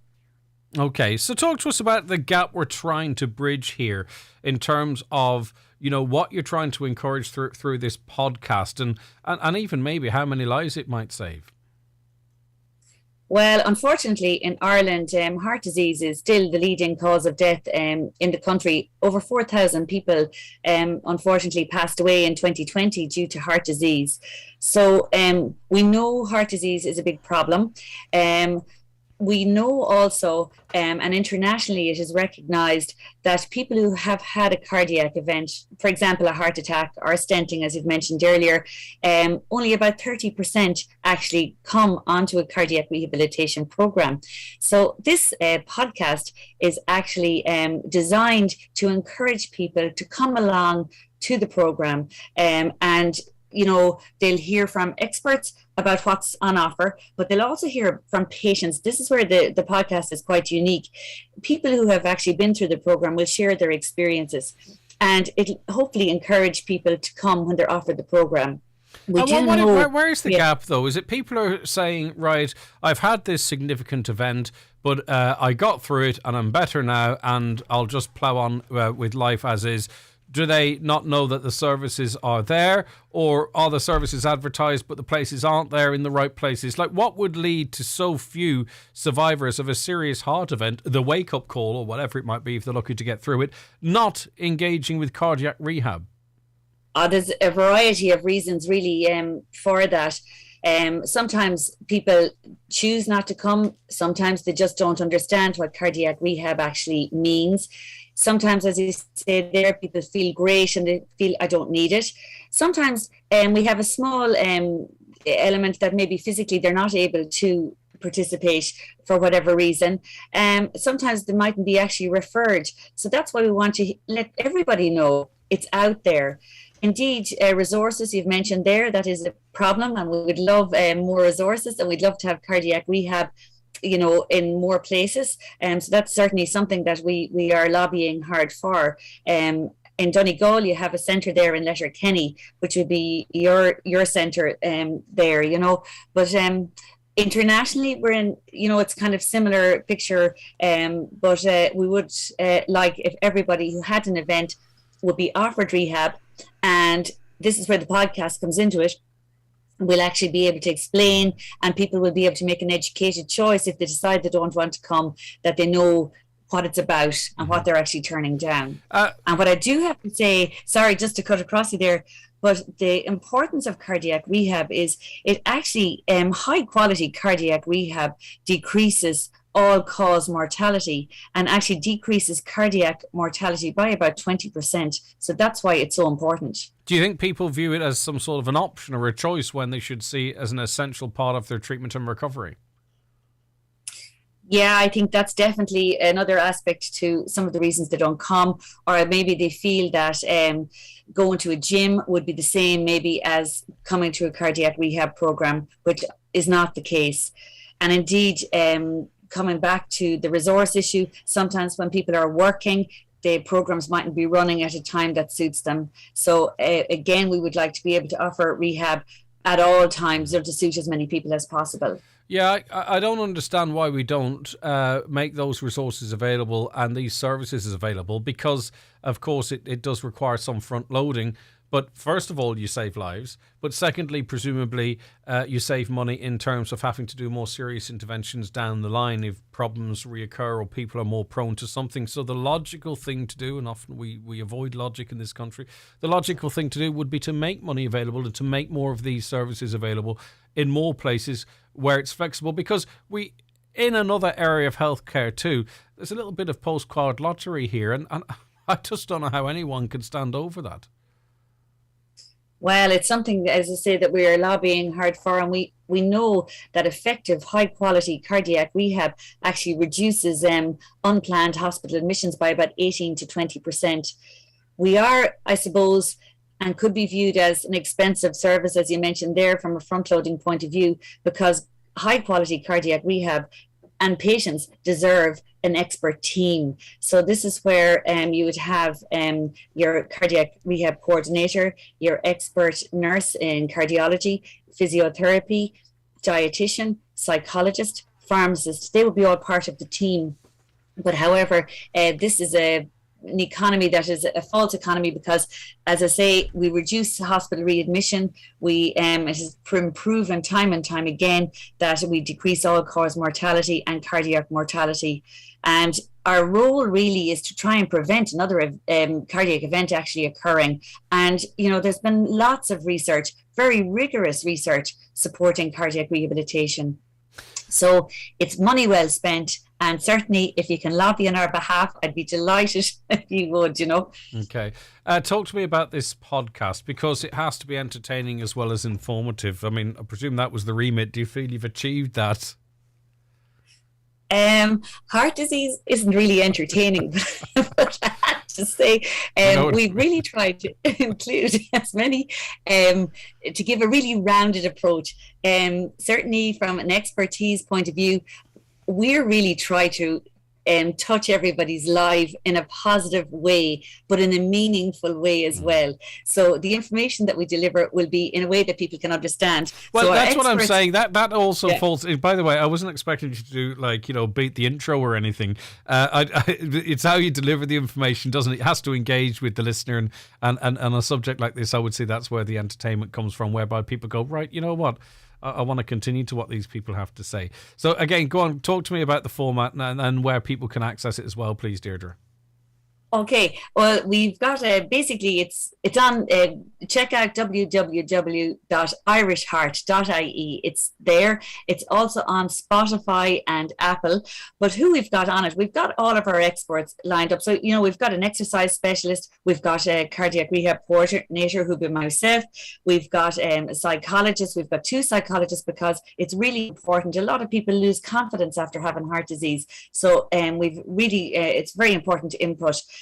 We also have a dietitian and a pharmacist, but we've also included patients and what their experience was and their experience of rehab. And that in itself, I think, really makes it unique. Michael Harding, the author, has also shared his his experience of having heart disease. And it'll actually, a lot of people will relate to that, because it's an unexpected event for the most part, and I think he's actually provided a very interesting insight into his experience.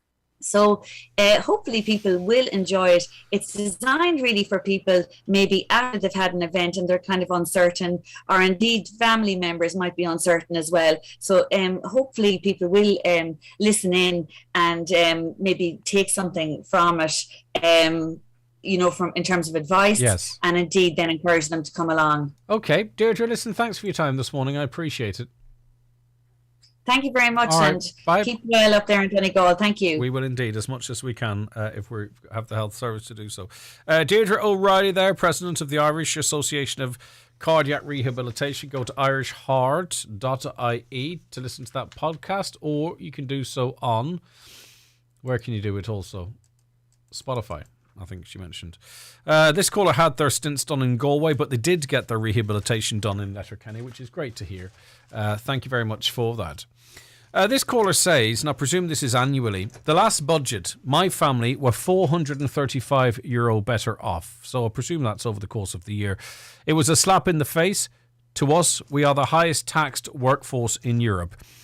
Another caller says people seem to have forgotten that they actually have the power. The government is there because we put them there. People need to stand up, say enough is enough. We're actually the boss here. You are working for us. Another caller says maybe it's time that people find local activists to run in next elections and take seats away from the government parties. Maybe then they'll sit up and listen to our needs. I think really what it comes down to, because some might feel, and we may well see, that the way this system is currently set up, with the permanent government seemingly pulling the strings and our elected politicians exacerbated by that, is that, it's a little bit like moving the deck chairs around on the Titanic. And really, the people can drive change and say, it doesn't matter who's in there, things kind of feel the same. Although I presume Sinn Féin supporters will say that their party will deliver something different, but let's say they don't. It's up to the people then to change the system that works better for the people, works for the people. You say, and rightly so, that it's people power that gets things done. That's a poor reflection on the politicians who were elected to cater for our needs. Personally, I think our current government TDs in Donegal have been dismal in fighting our corner in regard to mica and fisheries and other issues. They pay lip service but deliver nothing. My family will not be voting for any of them in the next election. Another caller says the Minister for Health can step in when the ED is to close in Navan, but lets ill patients from Donegal travel miles to Galway for treatment. But the Navan story is a perfect example of what's happening. The HSC and the people on the ground, they're saying that the way things are, it would run better if we close the ED department and move those services elsewhere. And then you've got the government literally at odds with them, saying, no, do not close that ED. Now, it may well be that the HSC and the consultants on the ground are correct, because they're the ones on the ground, okay? But the fact that you've got, through the media, the Department of Health leader and the HSC arguing about the future of services, who's in charge? Like, who's the boss? As I say, it may well be, and probably is, that the consultants and the medical people are correct, but it's a strange way, isn't it, to be operating. A caller says, you are 100% right. Too much is happening here in Ireland, and the people either don't know or don't care. We're being made a fool of by our current government. We should be marching on the local council offices daily until they see us.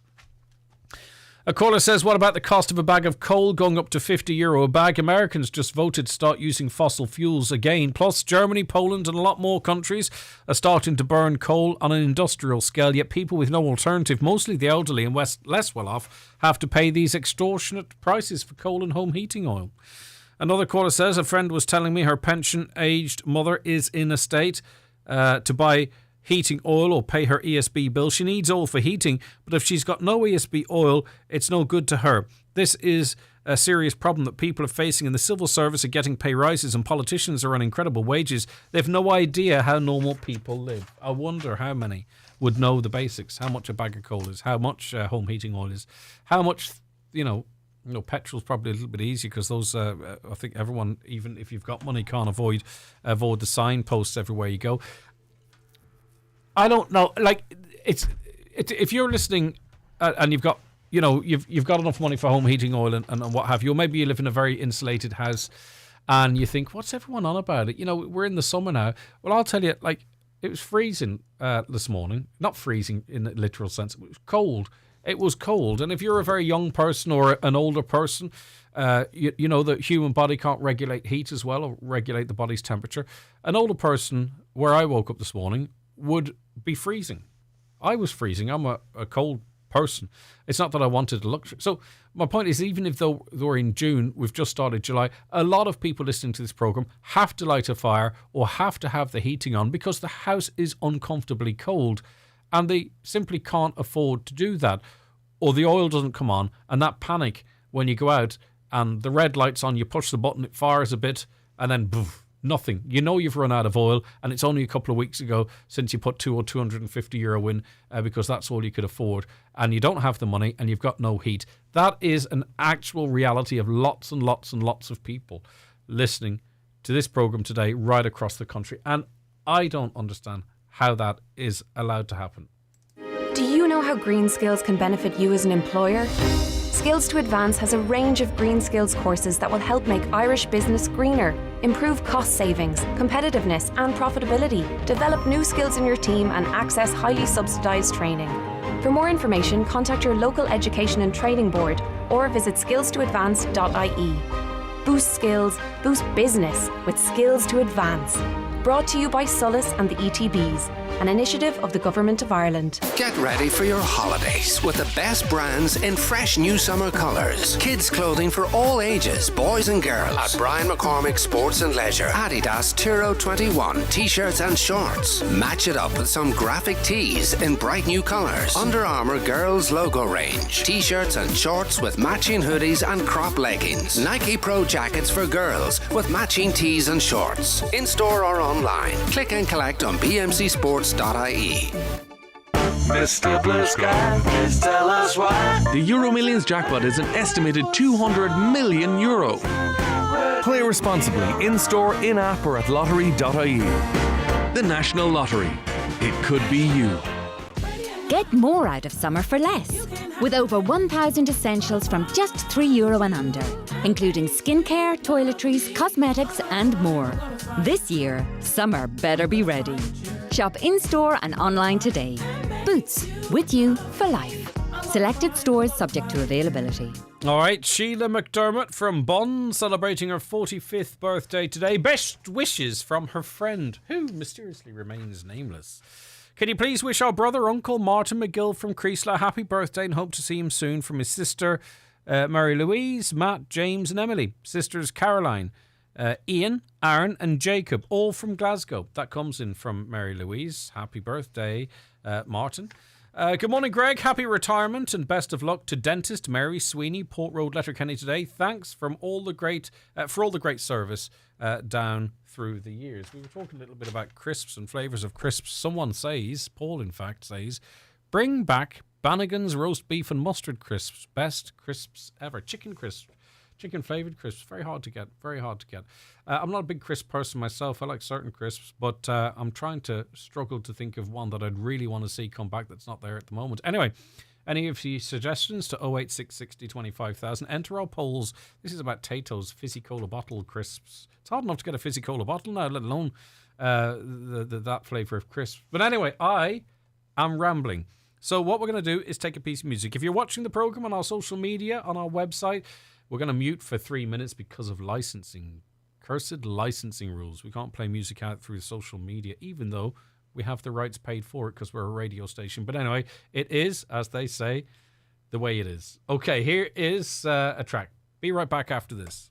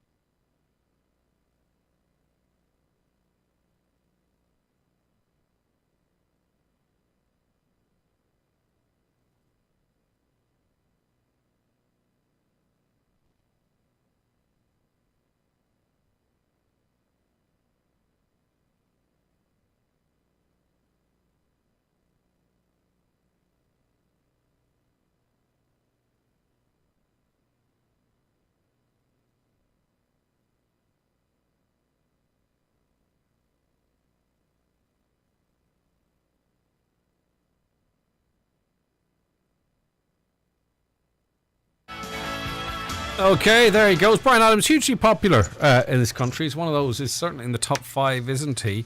A caller says, it's July. I'm sitting in my home with my coat on. That's how bad it is. Do people really know how other people are living today? It's not easy to share stories like that, but please do help everyone understand what some people are going through.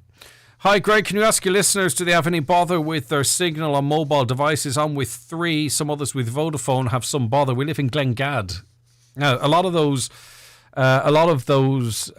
masts are all on the one tower, so it's not unusual maybe if there's a power issue that more than one provider might be affected. But are you having issues with your phone service in Glengad? Let us know. That person doesn't know if it's just them and a few friends or everyone.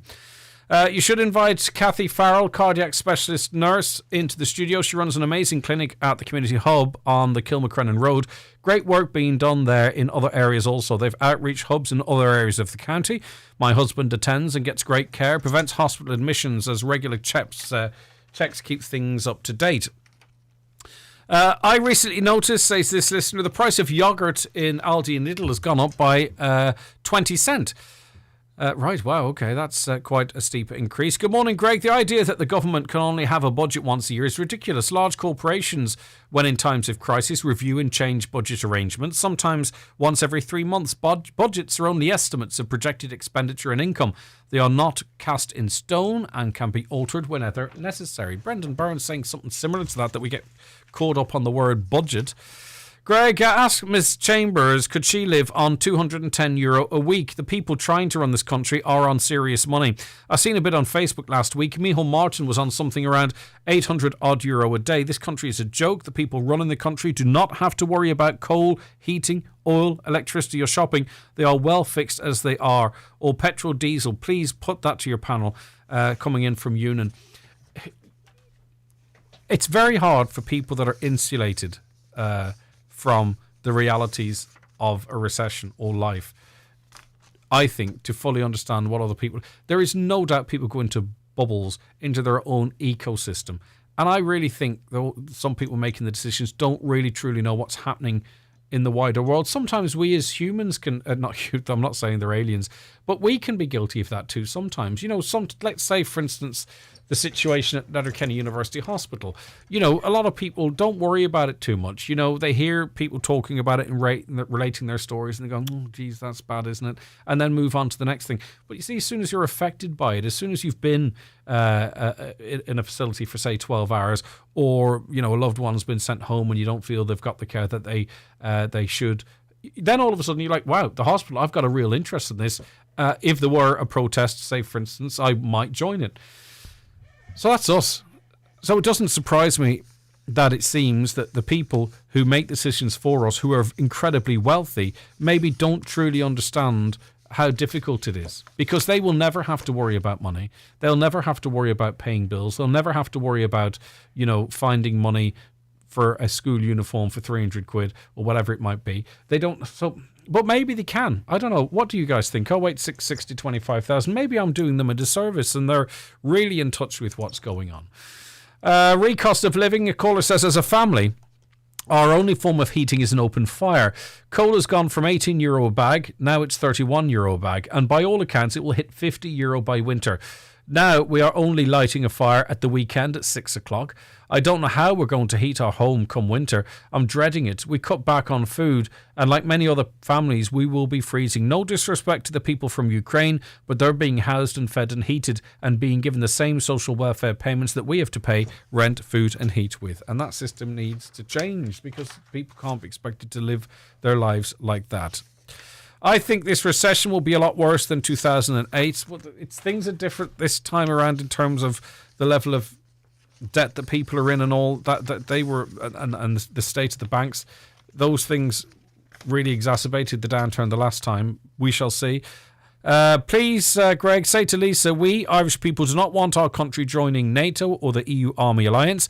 We're not rearing our children and grandchildren to be annihilated by lethal war weapons for foreign dictators or countries. It's time peace efforts were put into place instead of warmongering, etc. Indeed, listen, the majority of people, particularly if there were a direct threat already now, would favour us joining NATO on some level, according to surveys. And as I say, and we've seen it with 2 other countries who were against joining NATO, their people very quickly changed their mind when it was feared that, Vladimir Putin might target them next. But look, that's a conversation, and it's an important one. Another caller says, I and many people I know would put party politics aside and vote for a Micah candidate in the next election. Listen, that's going to happen. It'll be interesting to see where that candidate comes from. Maybe it will come from, he or she will come from the current ranks of government party and stand on the issue of defective concrete blocks. I think it will take more than one in Inishowen. I think it will take a number across the West Coast in affected counties that could form a group effectively. And then you start getting into being able to turn the tide in one's favour.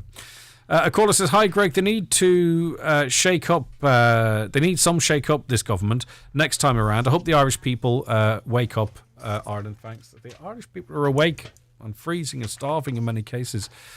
But I take your point. Instead of this government sitting down and deciding on how much money the people of Ireland need to live on, it should be the people of Ireland deciding how much money the government need to live on. Keep them coming into us, 086 60 25,000, 086 60 25,000. We're going to be chatting to Noreen after this short break. On this week's Business Matters, I'll be joined by Shane Conley, owner of Shane Conley Cares in Donegal Town, and Retail Apprenticeship Manager with Retail Ireland Skillnet, Owen Doherty. So join me, Kieran O'Donnell, for Business Matters on Sunday evening after the 6 o'clock news. The Business Matters podcast is also available to download at highlandradio.com. Business Matters, in association with the Faculty of Business at ATU Donegal. The part-time Level 8 Honours degree in Business is delivered through a mix of online and face-to-face lectures. Email execedbusiness@lyit.ie. That's EXECED business@lyit.ie or call 9186206. Enjoy the summer fun at the historic Lifford Old Courthouse with activities for all ages. Try to escape from a real cell in Jailbreak, Donegal's only escape room activity, or experience life as a prisoner in an interactive guided tour with a difference. Lifford Old Courthouse. Find out more at liffordoldcourthouse.com. At AIB, we know how difficult finding the right home can be. The searching, bidding, and time that lives behind every sale agreed sign. But when you finally do find the right home, AIB can make the mortgage part easier. With our online mortgage tool, you can manage your application online. Find out more at AIB.ie. AIB, we back belief. Lending criteria, terms and conditions apply. Allied Irish Banks plc is an authorised agent and servicer of AIB Mortgage Bank QC in relation to the origination and servicing of mortgage loans and mortgages. Allied Irish Banks plc and AIB Mortgage Bank QC are regulated by the Central Bank of Ireland. Okay, Noreen, thanks for holding. Good morning to you. Good morning, Greg. How are you keeping, Noreen? I'm all right now. Good stuff. Did you see the photograph I sent in yesterday? Did, of yeah. the Describe it to our listeners, Noreen, and where it is. It's beside the bingo hall in Gotterhawk, and I was down recycling tins, and I got a shock. There must have been about 7, 8 black bags, and either blackbirds have been in them or dogs, and a few of them were ripped open and things lying around the ground. But last week when I was there, I was doing the tins again, and there was 4 cans of beer. It was very windy that day, and there was 4 cans of beer going up and down the wee hill. I thought, right, I'll lift them up, because I'd on my glove. I'll lift them up and I'll put them in the tin thing. And I looked at the side of the recycling, and there was a carrier bag full of tins. Wow. I'll admit it, I didn't empty that, but I did lift the 4 that was running up and down the hill. And was there space in the recycle bin? Yes. Okay, so because what a couple do you of think's weeks ago happening, I went Noreen? down with... Yeah? What do you think's happening? Is it that when these people arrive, the bin's full, or do they think, right, I've bagged it and I'll just leave it close beside it and someone else can do it? What do you think's happening? It's sheer laziness that they can't... If they've got that far to the recycling, that they can't put it in the bins. I mean, I was down a couple of weeks ago and the tins were full. I just brought my tins back. Until I can... But see, Pokhara doesn't do it anymore. It used to be down beside the Maple Garage in Pokhara, and now you've got to go to Gortahawk or Dunfanaghy. So, but it was the black bags that got me. Yeah. You know, I mean, they... And that was that like. general rubbish in the black bags, do you think, Noreen?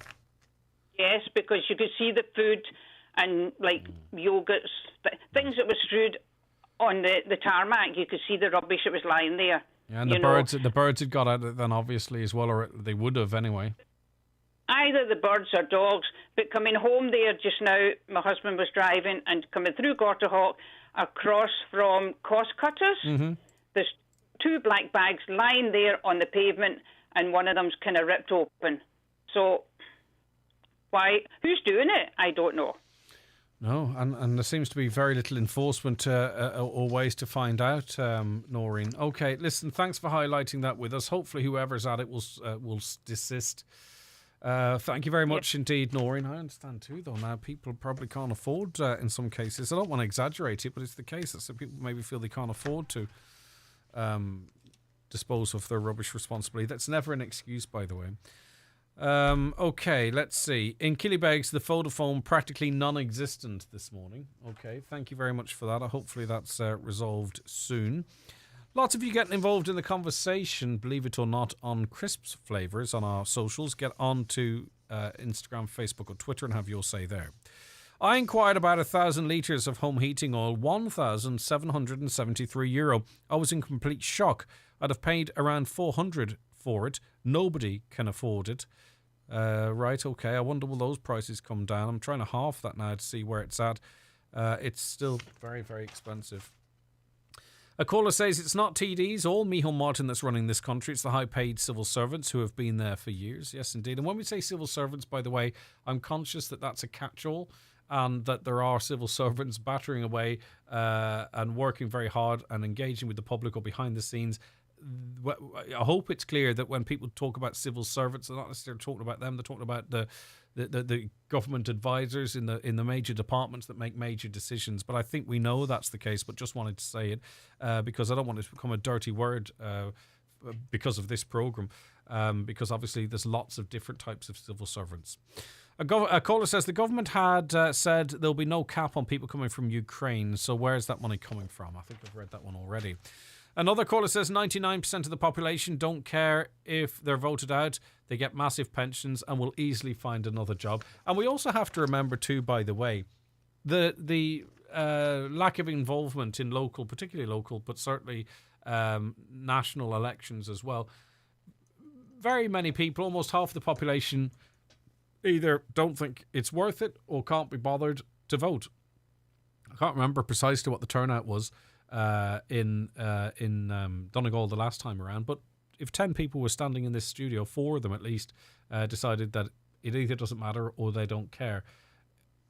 People need to talk to those people as well. Why do they feel so disengaged from the system? Is it because they think it's pointless? It's not worth it? They're just happy to go along with things? I don't know. Hi Greg, take a drive up Main Street past Market Square late evening. It's like a ghetto, says the caller. Why is there so many supposed to be homeless begging on the street in Ballabfay yesterday? I seen a guard approach one of them, and a few minutes later he took out an iPhone. Then a man in a Mercedes Jeep pulled up and lifted him. I was sitting in my car waiting on my daughter finishing work, watching him. Why would someone be apparently homeless on a street and then get a lift in a Mercedes vehicle, a Mercedes Jeep? Something going on there. Is there any more information? 08660 25,000. Driving a Fiat 500e is choosing an all-new, all-electric car with an impressive range and not to 80% fast charging in 30 minutes. It's choosing a car that's so full of tech it will confidently and safely drive you into the next decade. It's choosing to believe in a better tomorrow. Welcome back, future. Fiat 500e prices start at €24,995 after government subsidies. Book a test drive at Joseph Doherty Limited, Moville, or visit fiat.ie. Massive 3-day mega sale now on at Evolve Clothing Letterkenny Retail Park and evolveclothing.com. Ends Sunday. Summer garden offers you won't want to miss this weekend only at your local Homeland, including 4 metre by 1 metre artificial wondergrass roll, now $44.99. Save €15. Available in-store and online at homeland.ie from Friday 1st till Sunday 3rd of July. Only while stocks last.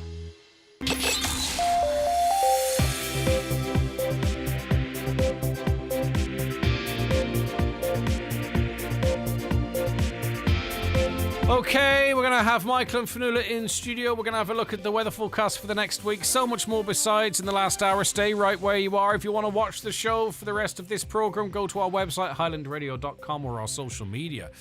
But at 11 o'clock, let's get a news update and say good morning now to Daniel Brennan. Good morning, Daniel. Morning, Greg. Raising social welfare rates by €20 a week could cost the state €1.5 billion a year.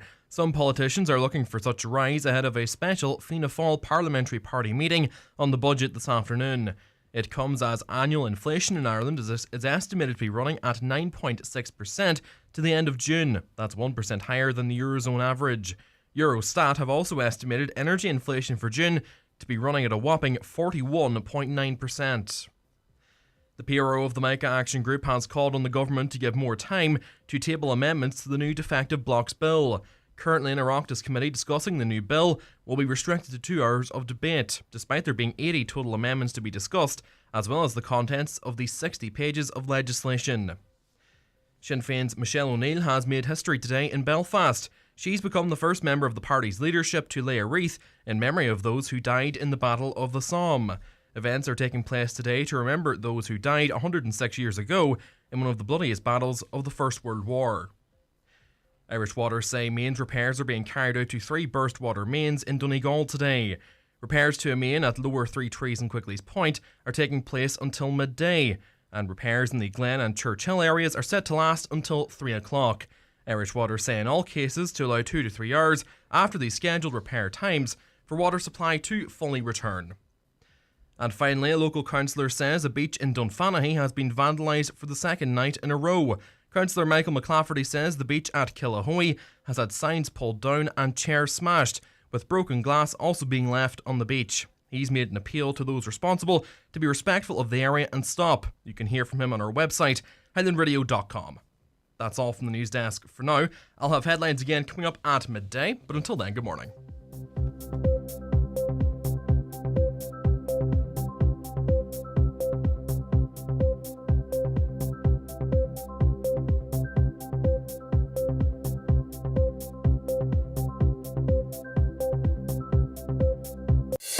Daniel, thank you very much indeed. Can I get 2 specials, please? 1 sourdough and Caesar salad. And by the way, I'm 12 weeks pregnant. Yes, Chef. We don't always know who's at risk from COVID-19 and other viruses, but we do know how to protect them. Keep hands clean and wear a mask. Let fresh air in, get vaccinated, and stay at home if you are unwell. From the HSC, for us all.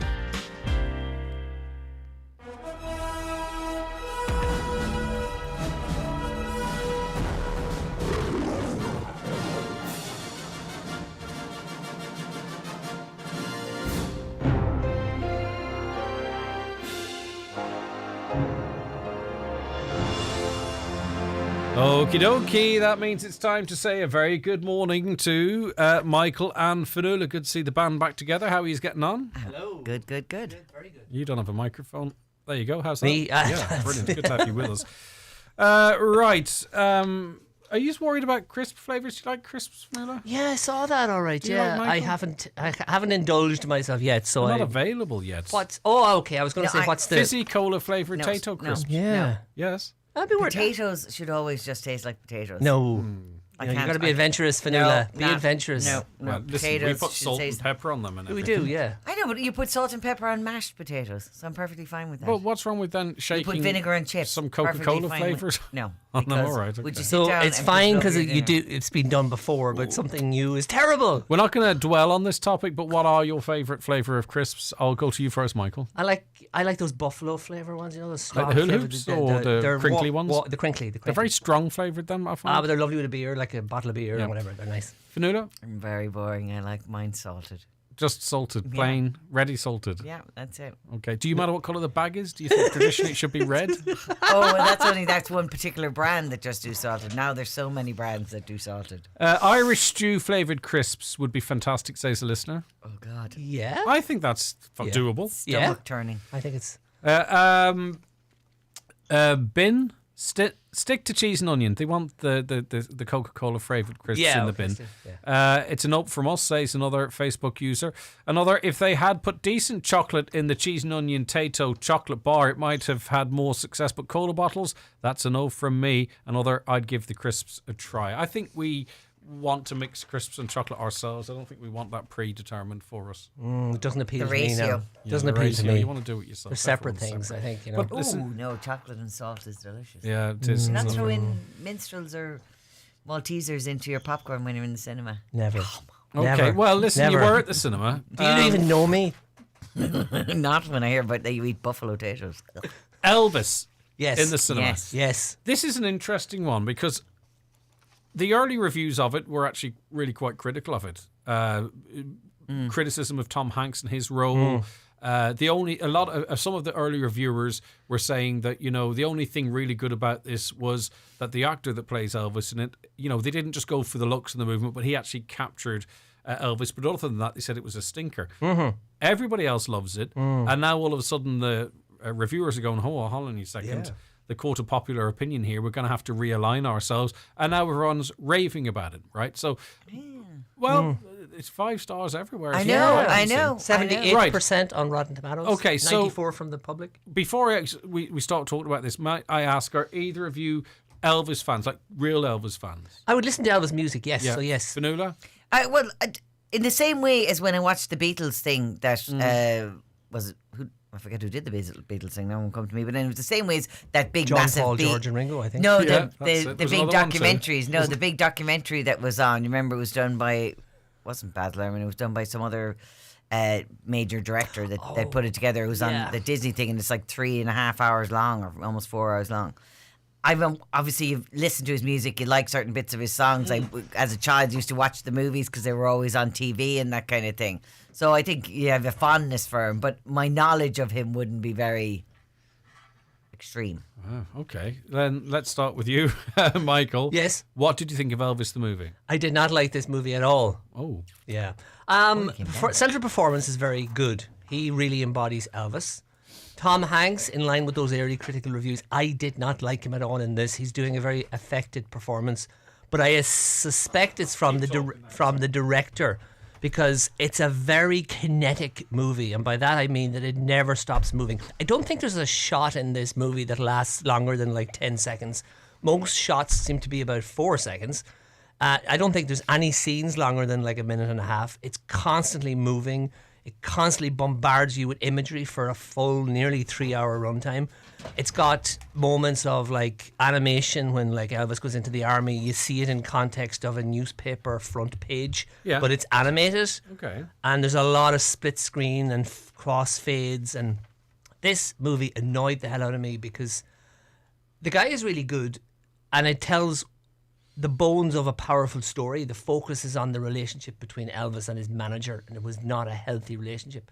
But I did not feel an emotional connection at all to the story or the character. So does it surprise you then that his family are saying, right, you know, this is authentic, go and watch this if you want the, want to get a sense of that? I think fans of it, and I had lunch yesterday with a couple of people who loved the movie, and from listening to them, and their views were very well enunciated. They just love seeing an actor who can embody Elvis for a couple of hours and really do justice. This to is their kind perception. of why I was asking about, were you big fans? Because I had a sense that might influence what you thought of it. And I think that also goes to the Freddie Mercury film and the Elton John film. I think there's a huge fan base that were just delighted to see respect paid to the artist that they loved. Fanula? I can understand why why the family like this movie, because he comes across far better than anything I've ever seen him in. He comes across as somebody that tried to mould his own career, somebody that had thoughts and views, somebody who actually had like a musical talent, which I had never really realised. You know what I mean? As in, obviously you knew that he played the guitar, but I kind of felt he was a little bit, I suppose, through my lack of knowledge of him in his life, that he was a little bit manufactured, you know, as in this was a kid that could sing and he was handsome, and they sort of took him and made him into something else. But actually, there's lots of pieces in it where he's, you know, doing the with the orchestra when he's doing the Vegas thing, and he's setting out the music and the way that he wants it. So he comes across in it very well. The family comes across in it very well, in that, you know, his own true love was Priscilla, to mind the fact that he may have been cheating on her all the time, but still. Yeah, but he They loved her. very He subtly. loved her. He loved her, like, yeah. They Oh, allude yeah. to that.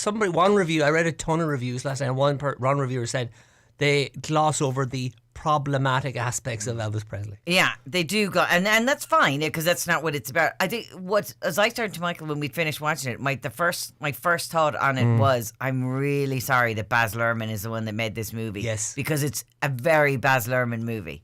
It's beautiful, you know what I mean. It's all this, you know, photography and the way it's shot and all this kind of thing. But like, you could easily have knocked 40 minutes off it. Well, it's pushing 3 hours, isn't it? It's 2 hours and 40 minutes. Yeah. I could have knocked 40 minutes off it myself, Easily. even without having gone to school in order to learn how to do it. How much music is in it? You know, how many full performances Not of a songs? huge amount. Or... Not a huge amount. No, it's more that Snippets. the music is kind of, and to be honest, what I did like that about it, which is that it actually, you more hear where the music originated from rather than Actually Elvis. hear the song, The couple of songs that Elvis kind of were famous that he'd written himself and things like that, but it's a lot of it is him being out and about and hearing, you know, black artists at the time singing this music, and then him taking it on board. Yeah. There's a lot of stuff about, you know, when people thought he was evil and all this kind of thing, and rock and roll was going to destroy the thing. Do we, the story is very good in it. It's just, it's been a bit Baz Luhrmann. But do we get an understanding of his journey through his health, like, say, for instance? Because, you know, and maybe I'm a bigger fan than used to, but like, say, for instance, late in his career, there's a brilliant live version he did of Unchained Melody. He did it at quite a few of his concerts. And he's physically struggling. You can, you know, everything, everything else is gone, right? Yeah. But that's his ability to sing. Yeah, but that's his last. That was one of the last times that he ever. That actual song, isn't it? Yes, when he did that Unchained, and that actual song is in it, which actually I think is amazing, because it blends the. From what I could gather, it seemed to blend the actor with the original footage. Yeah. And it was very difficult to tell. This is why I think fans are like it. Was very difficult. I have to say, I definitely felt emotionally attached by the end of it. Because you just felt so terrible. Like I kind of almost want parts of his life to be like that, right? Where, as I say, everything seemingly was gone except his amazing voice and his it doesn't go through the minutiae, as in the little detail of the drugs and the eating and the waste. It just kind of comments on it along the way, and it's more the story about how he got to the point that that's where he ended up. That's what I'd be interested it's more about that. It's more kind of about the arc of There's how that he gets iconic there. Performance of him in a white suit in front of the Elvis sign. Does that feature? Yes. That's the kind of stuff I would like to see. There's different stuff in things between. It's very much, I mean, it alludes to things, but it's a rose-tinted glasses. Like, it's in a very affectionate, it's like, it's a very positive image you get of Elvis, and a really negative impression of the Colonel. Yeah. That he gets absolutely ripped to shreds in this movie. He may be evil after watching this movie, yeah. Do you think there was a plan But Tom for that, Hanks then? is terrible in it. Do you think he's like the worst thing in it, which is pretty amazing. bad. Is the prosthetics obvious? Accent? No, to be honest, in the beginning, it wouldn't be 100% that it was Tom Hanks, in that I thought the prosthetics were quite good when they started off, as in you were kind of like, oh, genie, they really kind of changed his look in it. But he has this accent, which in fairness, my vague recollection is that Colonel Parker had an accent. Yeah, he sounded strange in real life. And then he was trying, but it felt a little bit sometimes like he was the way as in he wasn't managing to sustain it. That sort of way. It kind of felt a bit. Is it a hatchet job on Colonel caricature. Parker? Is this like have been people waiting in the wings to write this story to rip from? Does he come out in any positive light from this? At all? God, no. I would imagine it's probably fairly accurate. What little I know, again, from the court cases afterwards, Yeah. it seems to be. But it's definitely a hatchet job, and Parker, he definitely got. Now, it's told from his POV, so he kind of narrates it.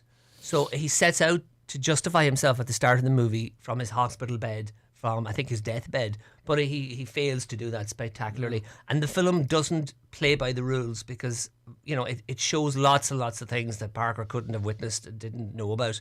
So it's sort of a fuzzy sort of, I get you know what I mean, which is okay. I mean, I'm not pushed about that. So it's a long film. There's no doubt about that. I'll start with you, Fionnuala, then. What can you give it out of 10? Now, this is one of those films whereby, regardless of what you say, a lot of people will go and watch it and enjoy it. I think it's more subjective a film than a lot of films, isn't it? But the thing about it is it's not an unenjoyable film. You know, but it's the type of film that when this eventually comes out on a platform and people start watching it at home, you'll watch an hour of it. And then you might say, "Oh, sure, I'll go to bed and I'll watch the rest of it tomorrow." Okay, it's not going to grip you. You're in not your going seats. to. Okay. You're going to, and you're going to be okay. But, like, it is an enjoyable film. The music is beautiful in it because he had some amazing songs, and you know, whether it's him singing it or whether it's original artists and things like that, there's some fantastic songs and music in it. It's just. It could have been compacted down. It's just very... Yeah, and I would have just liked if it was less... So your biggest... Sorry, before... Finally, then your biggest criticism is that it's too long. It's kind of been Baz Luhrmann, do you know what I mean? In that it's too sumptuous. It's too, it's trying to be everything, and you're kind of like going, I'd rather have actually seen the story. Right, 08660 25,000. Lots of you will have already seen it, okay? People have been queuing out the door, and anywhere that I've seen people talking about it, they've talked about it in really glowing light. So get those views into us as well. 08660 25,000. Before we wrap up on this with Michael, then I might as well just ask you what your marks out of 10 for this would be, Fionnuala. I suppose I'd kind of sit around 7.5. The guy that plays decent. Elvis is really good. Yeah. I mean, he's amazing in it. Yeah. And there's a lot of other good things at the side.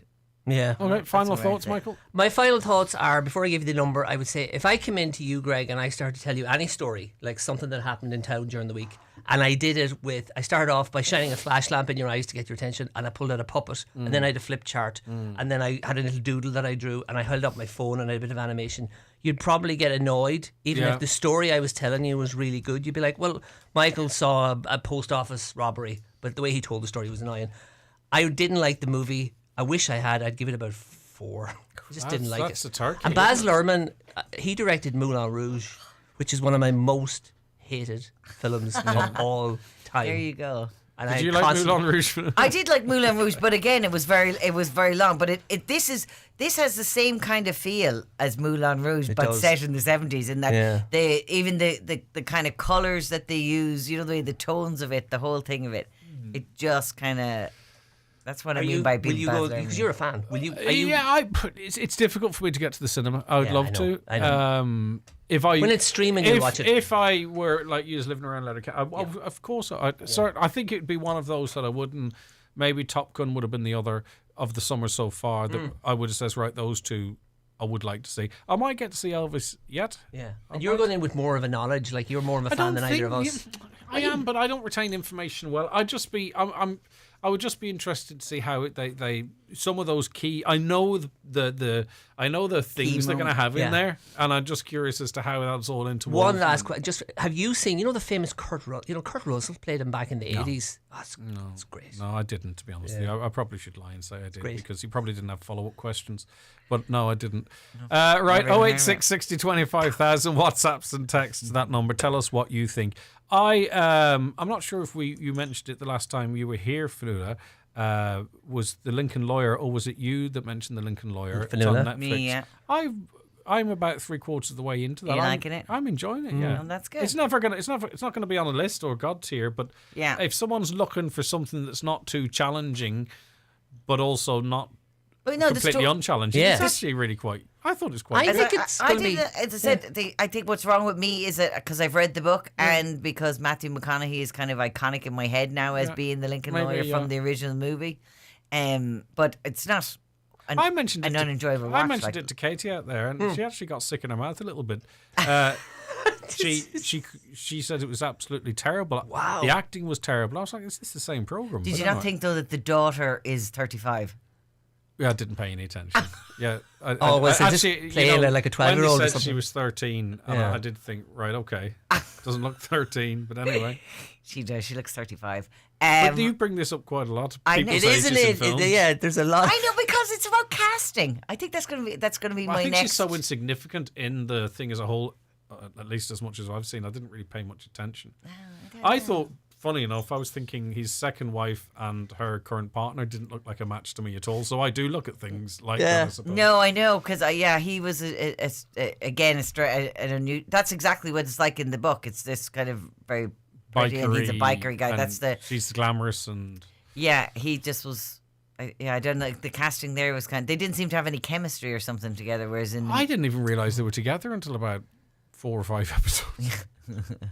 But no, I'm enjoying it. I would recommend it. Look at it. It's one I want to see because of the Bosch connection we talked before. So I will get to it. And there's loads of books, so they could easily now, and it has gone down well, so they could easily run a whole thing because.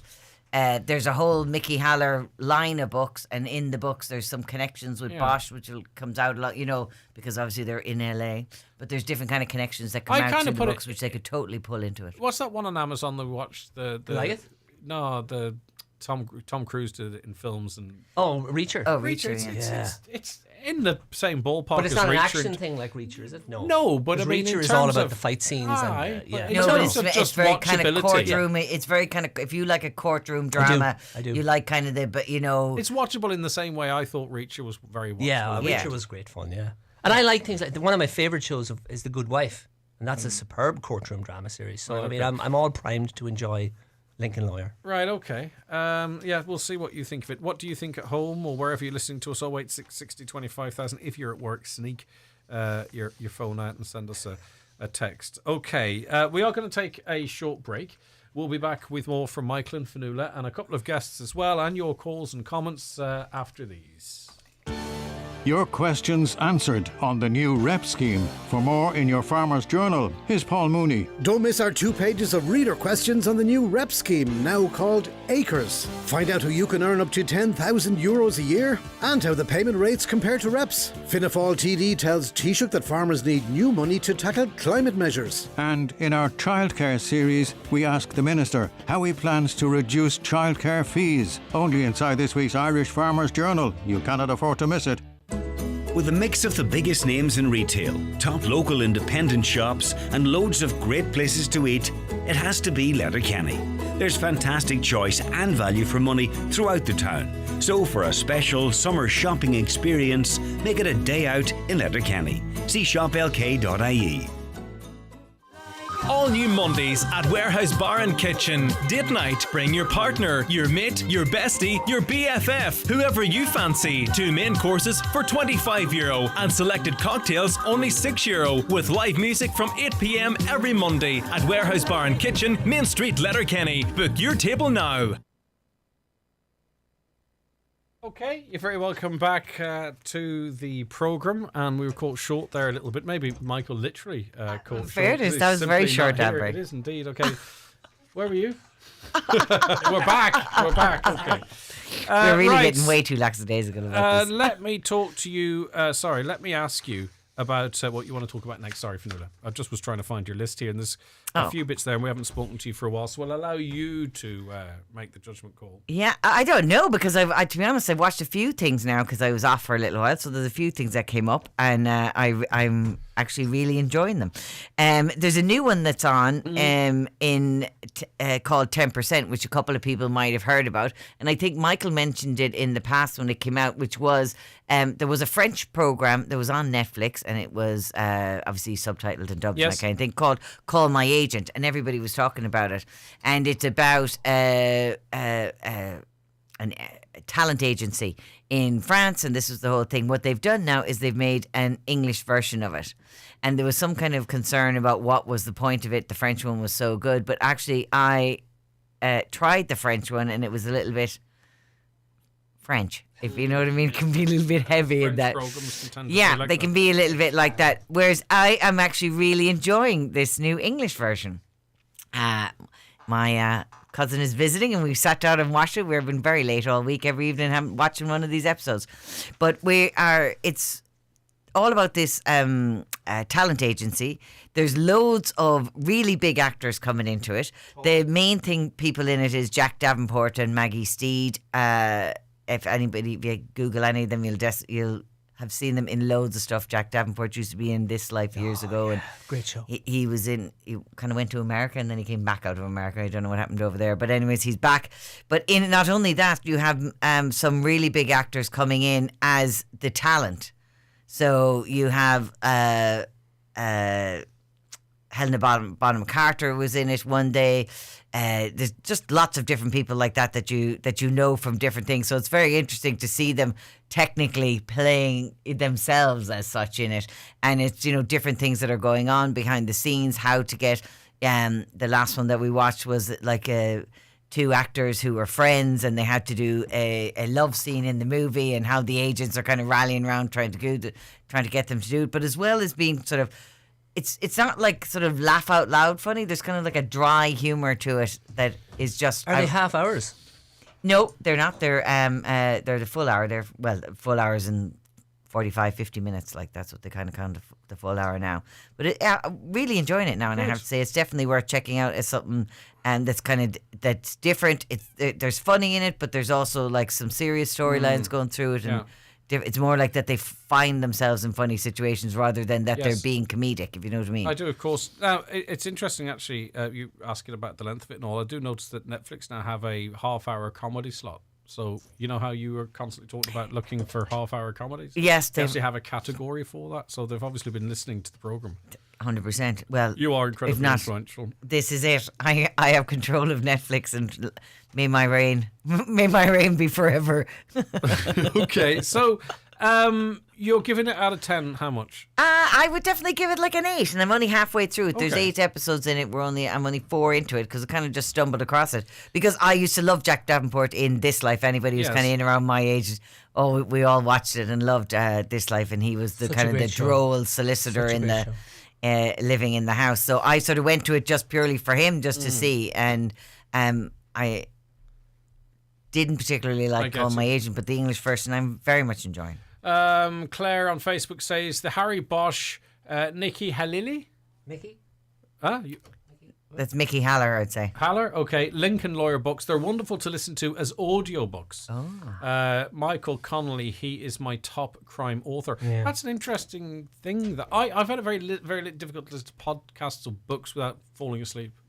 In a relaxed environment. It might be different in the car, but I just zone straight out. Like, I find it very relaxing, but it'd be very hard for me to keep up with an audiobook, I think, unless I was listening while I was driving or something. Sometimes you can get them, though, and they're actually... I find that if I'm listening to one person read it, but sometimes if you can get them and they're acted out nearly, you know the way there's like 4 or 5 people doing the different things. I wonder, is that the way these books are recorded? I don't know. Okay. I don't know, because I do find that if you're listening to one voice, it can really relax you to a point of that you just fall asleep. But okay, so Claire, are the books acted out as audiobooks, or is it someone reading them to us as such? Okay. Right. So I Call My Agent. What type of a program is it? Is it comedy, drama comedy? Is it... I would say it's probably drama. I'd say I would actually just call it a drama, really, rather than anything else. But with a bit because, like I said, it's not. It's more just that, like, the characters can be very sarcastic and insulting. In which case, that's funny. Yeah. They find themselves in situations that you're like, oh my god, this is absurd. But you can imagine it happening with actors. That sort of kind of way. So it sort of gives you that kind of behind the scenes look into the craziness that is that level of show business. Okie doke. Jack Ryan on Amazon is exceptional. Beats Reacher and The Lincoln Lawyer. I don't know if you could compare it to The Lincoln Lawyer. I think The Lincoln Lawyer and Reacher are two very different programs. But it's you, isn't it? Loves Jack Ryan. Love Jack Ryan. I think it's a great show. Yeah, very looking good. Forward to season 3. You see, I went on because I was going to watch it, right? And there's 2 series, and all of the blue bars had been full. So if I watched it all. Because my sister used to sometimes look at my Amazon, but she's unable to do so at the moment for obvious reasons, or at all. But I don't remember watching it. Oh, you totally remember watching it? Okay, I might have to give the first episode another go. Yeah. Okay. They went the 2. I thought you had watched it. I had a memory of you talking about it, but I'm not sure if it was at the end. No, I think you're right. Yeah. Okay. But I might go for that again. I remember us, We talking definitely had the conversation. Right, okay, so it's a mixed bag so far. Mixed views on Elvis from both Michael and Fionnuala. Michael really didn't like it at all. Fionnuala thinks there definitely was something there worth watching. And also, you mentioned there Call My Agent, the English version. That's on 10%. Amazon. 10%. And you're really enjoying that. Sorry, 10%. It's Amazon's English version of Call My Agent. Jack Davenport, Maggie Steed are in there as well. Right, Ace in the Hole on Apple. Apple's quite... a lot of people get Apple for free with their phones and stuff, actually. So it's quite interesting. Their new content is really... Like, I love... some of the stuff that they have is fantastic, like For All Mankind and stuff like that. This is an old film. This is something I watched about 5-6 weeks ago. I watched this because I was watching The Staircase. Yes. And I've said before, I sometimes have a problem with, or I query the media's focusing on the minutiae of crimes and the fact that, sometimes you get to see, it's like a salacious, almost like intrusive thing that happens. So I picked this out because I was watching The Staircase, which the original documentary was very, very much obviously intrusive, whatever. Yeah. 1951, Billy Wilder made this film. It stars Kirk Douglas. And it's about a reporter that leaves a man trapped in a cave-in for longer than is necessary because it will make a great story. It's a really, really dark film. It's bleak. Not only is the reporter absolutely without any redeeming quality, but everybody in it, like the wife of the trapped man. It's a really interesting premise, though. Even it's like a fantastic why? premise. I mean, I presume there's a meaning to it, but why build the story around sort of, that particular incident? But I presume it all makes sense. Oh yeah, well, Billy Wilder. There's two reasons. There was two things that happened. Number one, he saw a traffic accident in the late 1940s in California, in LA, and he saw somebody, rather than helping a photographer, taking a photograph for a paper. And that stuck with him, that was the first instinct of a person. And that was in the late 1940s, never mind what people would do now with mobile phones. And in the 1920s in America, there was a very famous real story of a man who was trapped in a cave-in, and it became a huge national story. So those two things together, Billy Wilder has done a lot. Like, he did Double Indemnity. He's very famous for comedies like Some Like It Hot. And he's one of those masters of American cinema. Today, Ace in the Hole is regarded, like the BBC listed it as one of the 100 best American films. Can I just of all point time. something out here as well? That film is 71 years old. Yeah. 70. A film released in the early 50s, 71 years old. Yeah. That is worrying, isn't it? I know, because you think, it's about 30 years ago. It's a really, it's now regarded as one of the best American films ever made. When it was released, the critics hated it. The public hated it. It was a big box office flop.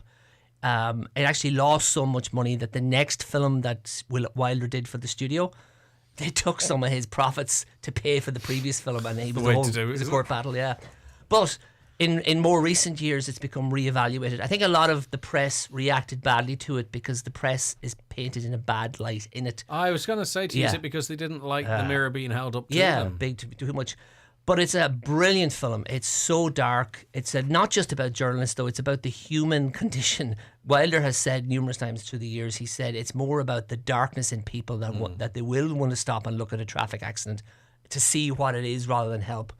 It's a dark film. Everyone's dark in it. The ending's a little melodramatic for me, for my taste. It goes a little too far, but I think it makes its points really well. I love Kirk Douglas. I've watched like 3 or 4 Kirk Douglas movies in the last. You're going on a Douglas binge. Oh, like Lonely or the Brave is one of the great films. I watched that recently. But Ace in the Hole, which I'd never seen, I thoroughly enjoyed. It's on the Apple platform. I think it's like $3.95 or something. It's a really, really, really good film, but it's dark. You're waiting for this reporter to redeem himself, and he never does. He's not a good person. Has it aged well? I think it's aged brilliantly. Okay, so even those I don't watch old films, definitely could. I think if you're at all interested in, as I say, what interested me and why I went for this one is because I'm like, we watch things like The Staircase, and it's not just The Staircase. It's the news. If something happens, if there's a catastrophe. But the problem is, it's not even as a catastrophe. If you pick up the Sun today, or the UK Sun particularly, or the Daily Mail. Right, the UK Sun will talk about, that a World War III is imminent. Yes. And then you read 3 or 4 paragraphs, and it turns out that that's the view of somebody person who has a holiday home in Sweden. Do you know what I'm on about? Like, but it's phrased. It's like, oh my God, right? What? Bleak, you know, and that's not just that. It's all manner of things. So it's still.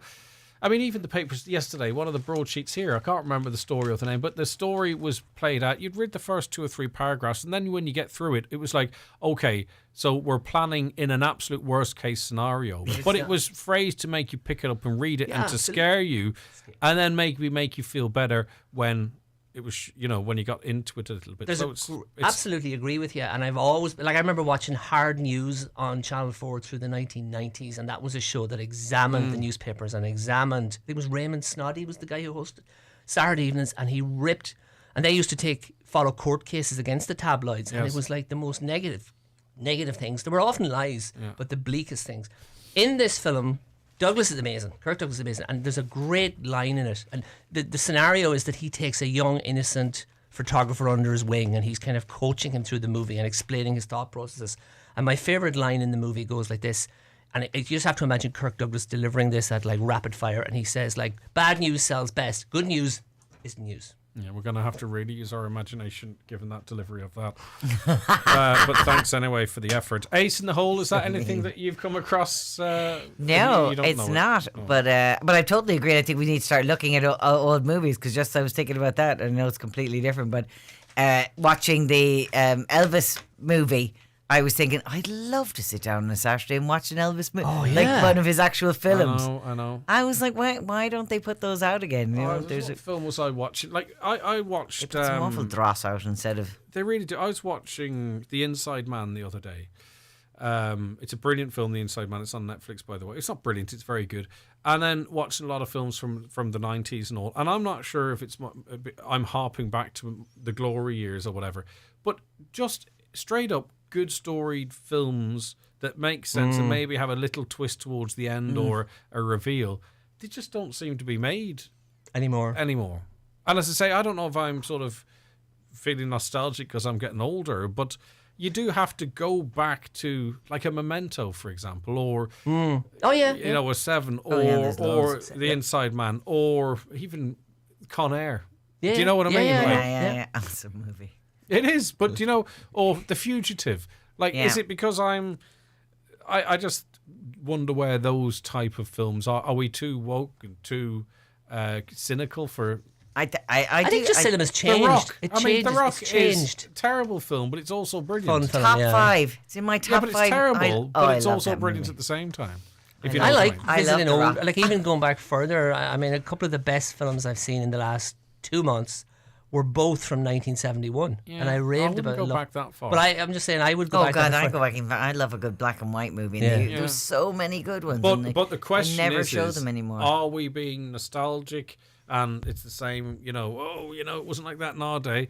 Or genuinely, is there less just straight up good films that don't have superheroes in it, don't have dinosaurs in it?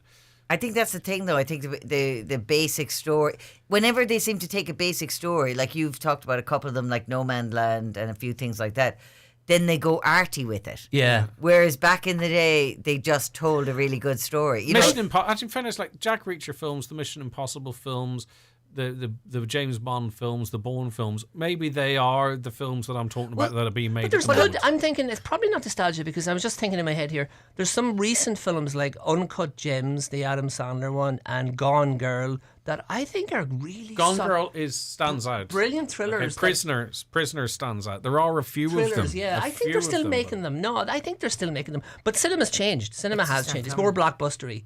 Like that happened, this is a big summary thing, and there's like the mid-range films are not being made anymore as much. But Netflix, and I know we often criticize Netflix, but it's actually done a lot to kind of get those mid-range. Bridge that gap. Bridge I know that gap. what you mean. Yeah. But hopefully now, I was hoping, just thinking there, is Coda now doing so well in the Oscars and that kind of a thing, is an unbelievable film, and it's very much like a movie that you would have seen back in the day. It's just a story. I wonder how much that made at the box office with all of its success. It might be worth Googling during the break, actually. Yeah, because Box Office Mojo would tell you that at a quick... you could find out. Does that iPhone 4 go to Box Office Mojo? Could do, yes.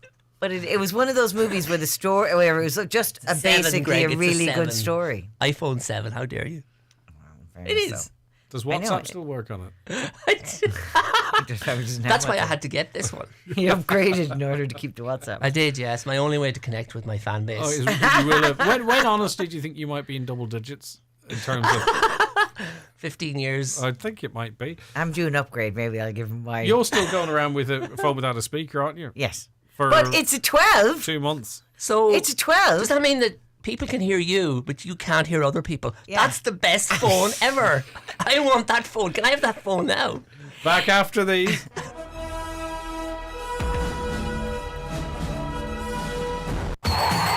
Away wins from Cadbury FC. You can win a family trip and go away with Arsenal, Liverpool, Manchester City, Man United, or Tottenham Hotspur. Search Cadbury Away Wins for details and a chance to score. T&Cs apply. Visit awaywins.cadburyfc.com. When did you last have your intruder alarm serviced? Intruder alarms should be serviced and maintained regularly in accordance with the manufacturer's guidelines. Only Private Security Authority licensed contractors can legally install and maintain intruder alarms. You are breaking the law if you used an unlicensed contractor and may also invalidate your insurance cover. Have a Private Security Authority licensed contractor check your alarm and keep you secure. For more information, visit psa-gov.ie. Massive 3-day mega sale now on at Evolve Clothing Letterkenny Retail Park and evolveclothing.com. Ends Sunday. Mr. Blue Sky, please tell us why. The Euromillions Jackpot is an estimated €200 million. Play responsibly in-store, in-app or at lottery.ie. The National Lottery. It could be you. You're very welcome back to the programme. On to it. Welcome Michael McLaughlin from the Disappear Here Film Club. Good morning to you, Michael. Good morning again, yes? You can hear me? Unmute, Michael, if you don't mind, please. Sorry. Good morning. How are you? I am good. It's good to have you on. Right, talk to us about the Disappear Here Film Club, a brief synopsis of what it's all about. Okay, so Disappear Here Film Club is a new initiative, a new monthly film club running in Inishowen. That has been in the works, I suppose, for a couple of years, just trying to pull this together to make it happen so that there's an extension, I suppose, number one, to the Disappear Here Film Festival that runs every September in Ballyliffin, and that we have a way of, I suppose, just broadening the message throughout the year so that we are continuing to show films in areas that maybe ordinarily don't have cinemas and ordinarily don't get to, have discussions around important issues. So this is, I suppose, a new cultural initiative for Donegal that's trying to spark debate in the community locally about issues, global issues that also have local impact. And, Changemakers Donegal is who we've partnered with on this, and Concern Worldwide have helped finance this new initiative. And I guess that's what Changemakers is all about, is trying to promote sort of global development goals and their impact locally as well, Yeah, the second film is a documentary called Losing Alaska. Tom Burke directed it. It's about 375 residents of Newtok, Alaska, who watch their homes disappear into rolling seas as winter storms still their coastline and melting permafrost erodes the edge of their town. And I suppose it's very real and it's rather quick, but it's something also too that we're likely to see, unfortunately, along our coasts as the land is forced to recede by the sea for all of the reasons that are out there, climate change, etc. Is that like a perfect example of a global issue or an international issue, but it's relevant to us as well? Like 100%, Greg, because we've seen it here in Ballyliffin. We have issues around coastal erosion straight away. We have it, over the last number of years, where we can see it visibly day by day. We've had a coastal walkway that was purpose built for tourists and locals alike on the beach here, being washed into the tide. You have Ballyliffin Golf Club, who's at risk of losing a number of holes on an award-winning Irish Open hosting golf course. So we can see these issues. It's not, it may be happening more rapidly elsewhere, but it's certainly happening here on the ground as well. Michael, how do you prevent this being sort of like an echo chamber, or that everyone who turns up to it, you're preaching to the converted? Do you know what I mean? And it becomes a useful, by the way, social but albeit talking shop. In other words, that you're not reaching new people. I don't want you to think I'm being in any way critical about that. And if that's what it is, that's perfectly fine too.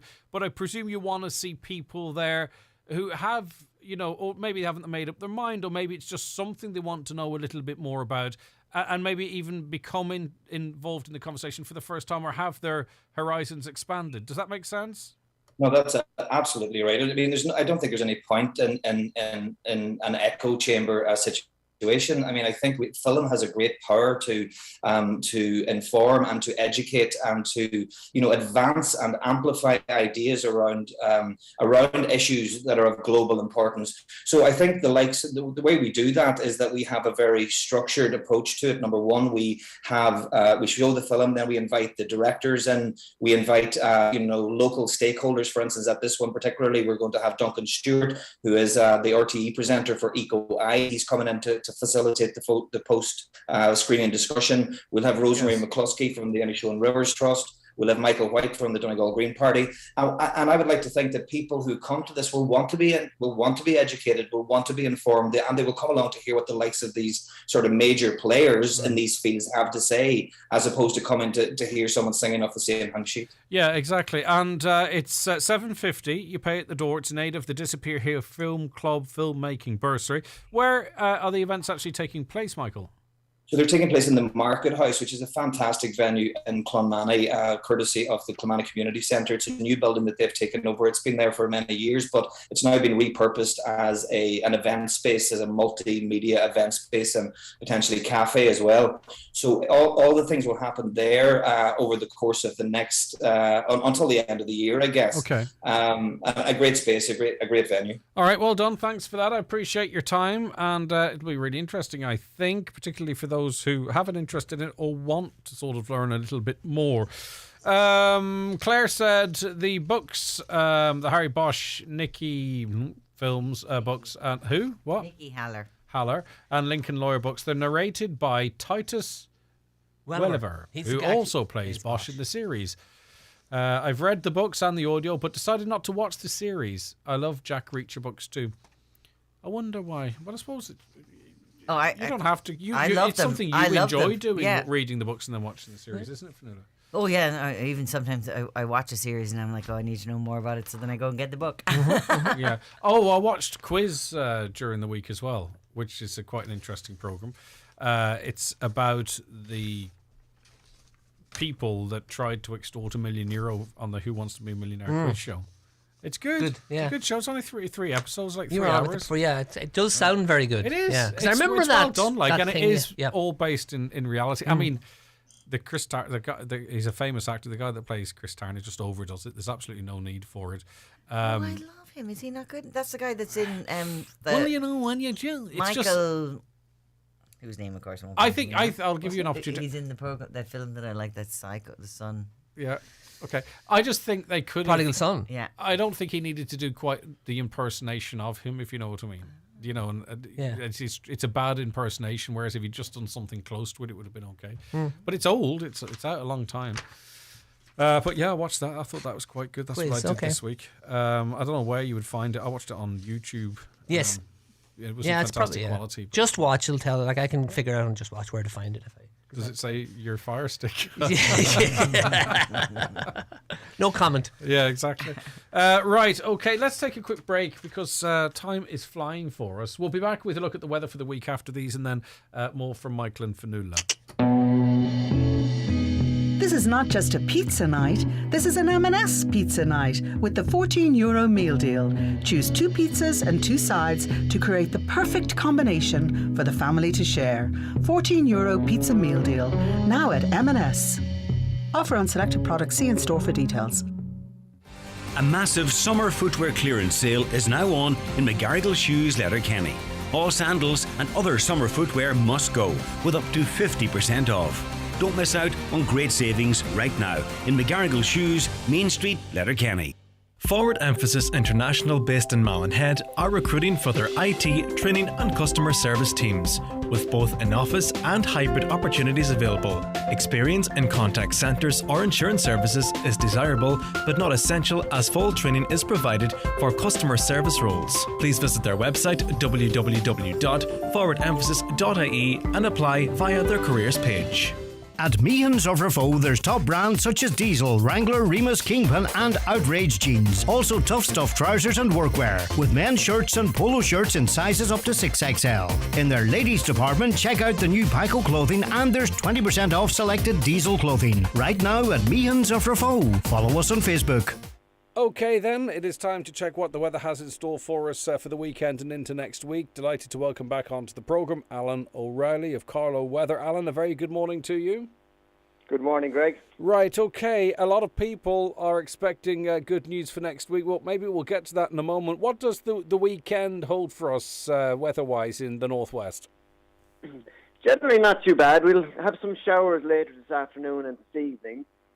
Saturday will be a mix of the odd bright spell and the odd light shower, but generally a lot of dry weather. So there might be the small little shower on Saturday. Not too breezy. Temperatures getting only up to 14 or 15 degrees.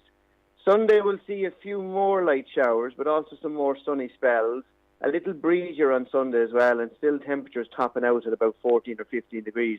So not a bad weekend, just not a great weekend, I guess, Greg. All right, and what are your models telling us about next week? So it does look like high pressure is going to start to build up over Ireland slowly. So there will be some maybe showers on Tuesday. Monday looks a dry day. Temperatures still in around 14 or 15 degrees. But as we go from Wednesday onwards, we then start to see high pressure building. Now, as I say, it will be slow, and it's not going to be clear blue skies and a heat wave anytime soon. But it looks like that from the end of the week, we'll really start to see some more settled weather. Obviously, that far out, it's a little bit uncertain, so you do have to be a little bit cautious. But it does look like we're heading towards more high pressure and settled weather, and temperatures hopefully slowly picking up through the end of next week. So it's kind of sit tight and hold on and hope that this high pressure does actually come up over us. And Alan, do you anticipate it covering the entire country, or might it stall stubbornly and frustratingly in the Midlands, or what do we think might happen? Well, it does look like it's going to approach from the southwest. So yes, it is a little bit of especially for your part of the country up there, you need to maybe have a little bit more patience, but hopefully it will build in over Ireland. But it could be that the south and the east sees the best of it. But hopefully the high pressure will get far enough to bring some fine weather to Donegal as well. And you talk about a slow build-up. Does that suggest perhaps that this could be more likely a prolonged spell of better weather, or does the weather simply not work like that? It doesn't really work like that, but it can. It can. So yeah, there's an awful lot of uncertainty around how long this will last if it does come up over us. We're probably looking at 5 to 7 days, but it could last a bit longer, or we could see a short breakdown before it reestablishes. But we're into July now, and July and August are our warmest 2 months of the year. So I think it's about time the temperatures came up. So hopefully it will come up and stay over us for a nice little period. All right. Alan O'Reilly of Carlow Weather, and you can check Alan's information out on a daily basis on his social media channels. Alan, thank you very much indeed. Thanks, Greg. Take care. All right. Now I spoke to Alan just a little bit earlier on. So there you have it. Things are looking up, it might seem. Trem on Now TV. Trem. Oh, Treme. Sorry, Treme. Treme. We were chatting last week about The Wire, and we were chatting about shows that the guys have done, and we left out Treme, which is streaming 4-season show. The guys who did The Wire, particularly Eric Overmyer, he started off with Homicide: Life on the Street. He did The Wire. Then before he did Bosch, he did this show, Treme. Fantastic. It's heavy going. It's a 4-season HBO drama series about what happened in New Orleans after Katrina. And it looks at about 7 or 8 different people who don't know each other when the series starts. And it tells the stories of these people in the aftermath of that disaster as they try to rebuild the city. It was made, it started in 2010, so it was made a few years after, but it's set in the immediate aftermath. Is this the one that was actually filmed in the area and it was seen as a big, to support the area? Yes, they filmed it in New Orleans and they went to the actual areas that had been devastated by the flood water, etc. It is a wonderful show. I would rate it like 10 out of 10. I loved it for the 4 seasons it was on.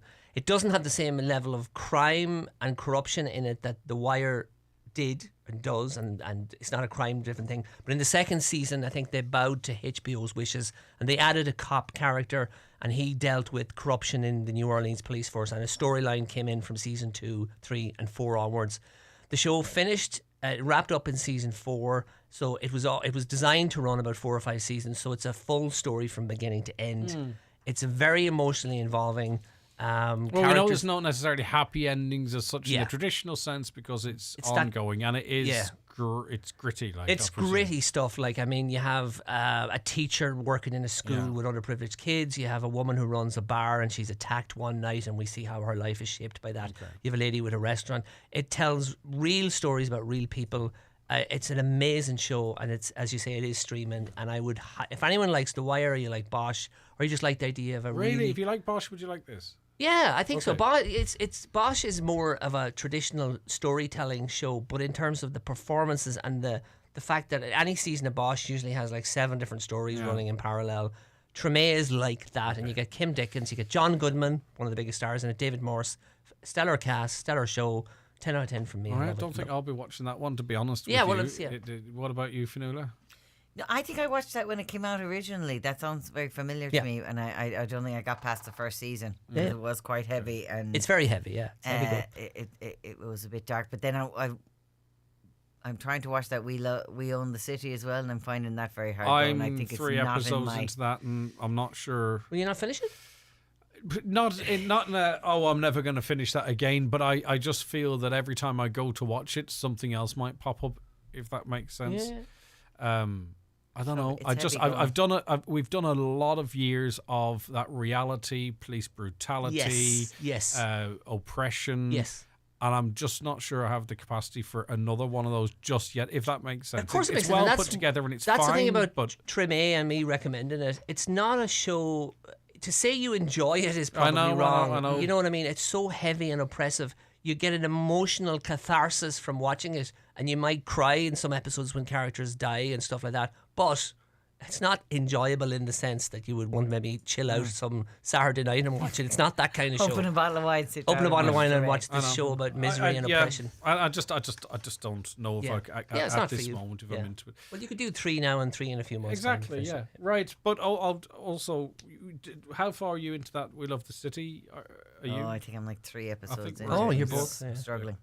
And I see it is a mini-series too. I was reading up on it. It's not to continue. It's going to tell its story and finish. I didn't really like The Wire either, so okay. Too much going on. That's it was just too much for me. Right, I just was pick something out of you for us to wrap up on. On a lighter note, just to say, Brooklyn Nine-Nine finished, and as I'm always searching for my half-hour comedy, and still nothing seems to have ever filled the gap. But this is a new one that's out. So Brooklyn Nine-Nine finished. The people that made Brooklyn Nine-Nine have come out with this thing, this half-hour comedy. It's on Channel 4. It's called Killing It. It might have passed a lot of people by, but it's definitely worth checking in and seeing whether or not you might like it. It's in that same kind of a flavour of Brooklyn Nine-Nine, that same kind of a rapid talking sort of a thing. Craig Robinson is in it, who's an American comedian who plays Doug Judy from... Judge Judy? Doug Judy, the Pontiac Bandit, one of the characters in Brooklyn He was Nine-Nine. on The Office as well. He was in The Office as well. Good. He's very funny, Craig. Very funny guy. This is very funny because it's set in Florida. It's all about this man who really wants to become an entrepreneur. This black man wants to become an entrepreneur. Doors are being shut in every way. His brother has turned to crime in order to make his money. He's determined that he's going to do it right, and it's going to all come right for him. And obviously, constantly things are coming up. But then he finds out, which I didn't realise until later on because it was actually on the news afterwards, and only in America, and only in Florida, there is a competition in which people get paid for killing pythons. And the longer the python, you get paid per foot. And the winning prize for the person who has killed the most pythons. Apparently, somewhere in Florida, a load of lads had pythons as pets, and when they got too big, they let them free into the what's called not the I think bush, this is but whatever. I think this is a Discovery Plus program tracking some of the people a whole involved thing. in this python killing. And every year, Florida puts out a competition, and the winning prize is $25,000. Okay. And this is basically that. Could you raise pythons just to produce them every year? No. I don't know. Well, in fairness, this is quite bloody and gory in Okay. some ways when they're whacking these things. And they're massive. But I couldn't believe it was a true story. So out of when 10? you're watching it, you're like, you can totally, while you're watching this, you can also flick over to one of the American news programs and figure out how the actual people are getting on at it. All right. What would you give it out of 10? I would definitely give it a solid 7. All right, It's enjoyable. Two and quick just things kinda before we sit go. back. I noticed we're down one viewer on social media. Is that because they're here? That's it. We've lost our usual commenter. Ursula, Rabbit Hall. but she wouldn't come in and She say wouldn't come in. so. No. She's the shy one in the No, family. and I'm really upset because all my aunts are like, "Oh, are you going to be on the radio?" And Well, how we how do we extended- listen to Highland? Nobody listens to me. Yeah. Very Right, well, upsetting. we'll get her on by next Friday if she's Yeah, still around. she's more popular than And me. very finally, well done to everyone involved or who got involved with Jive for June. €84,200 was raised as of yesterday. There's more money to come in. There's 15 functions that have been organised and sponsorship cards have come in, but they're over double where they were at this time last year. €84,200. Well done to absolutely everyone involved in that. It truly is remarkable, and it's something, Fionnuala, in a couple of seconds, we're delighted to be involved Oh with. no, it's fantastic to be involved in it. It's great, and we're just so proud of the listeners and the people of Donegal here and abroad that fundraise for it. Yeah. It's an amazing amount of money for all them to over get the together. place. Okay. So needed. Listen, thank you so much, Fionnuala. Thank you very much, Michael. We'll Pleasure. see you next Friday, all being well. We're back with you on Monday.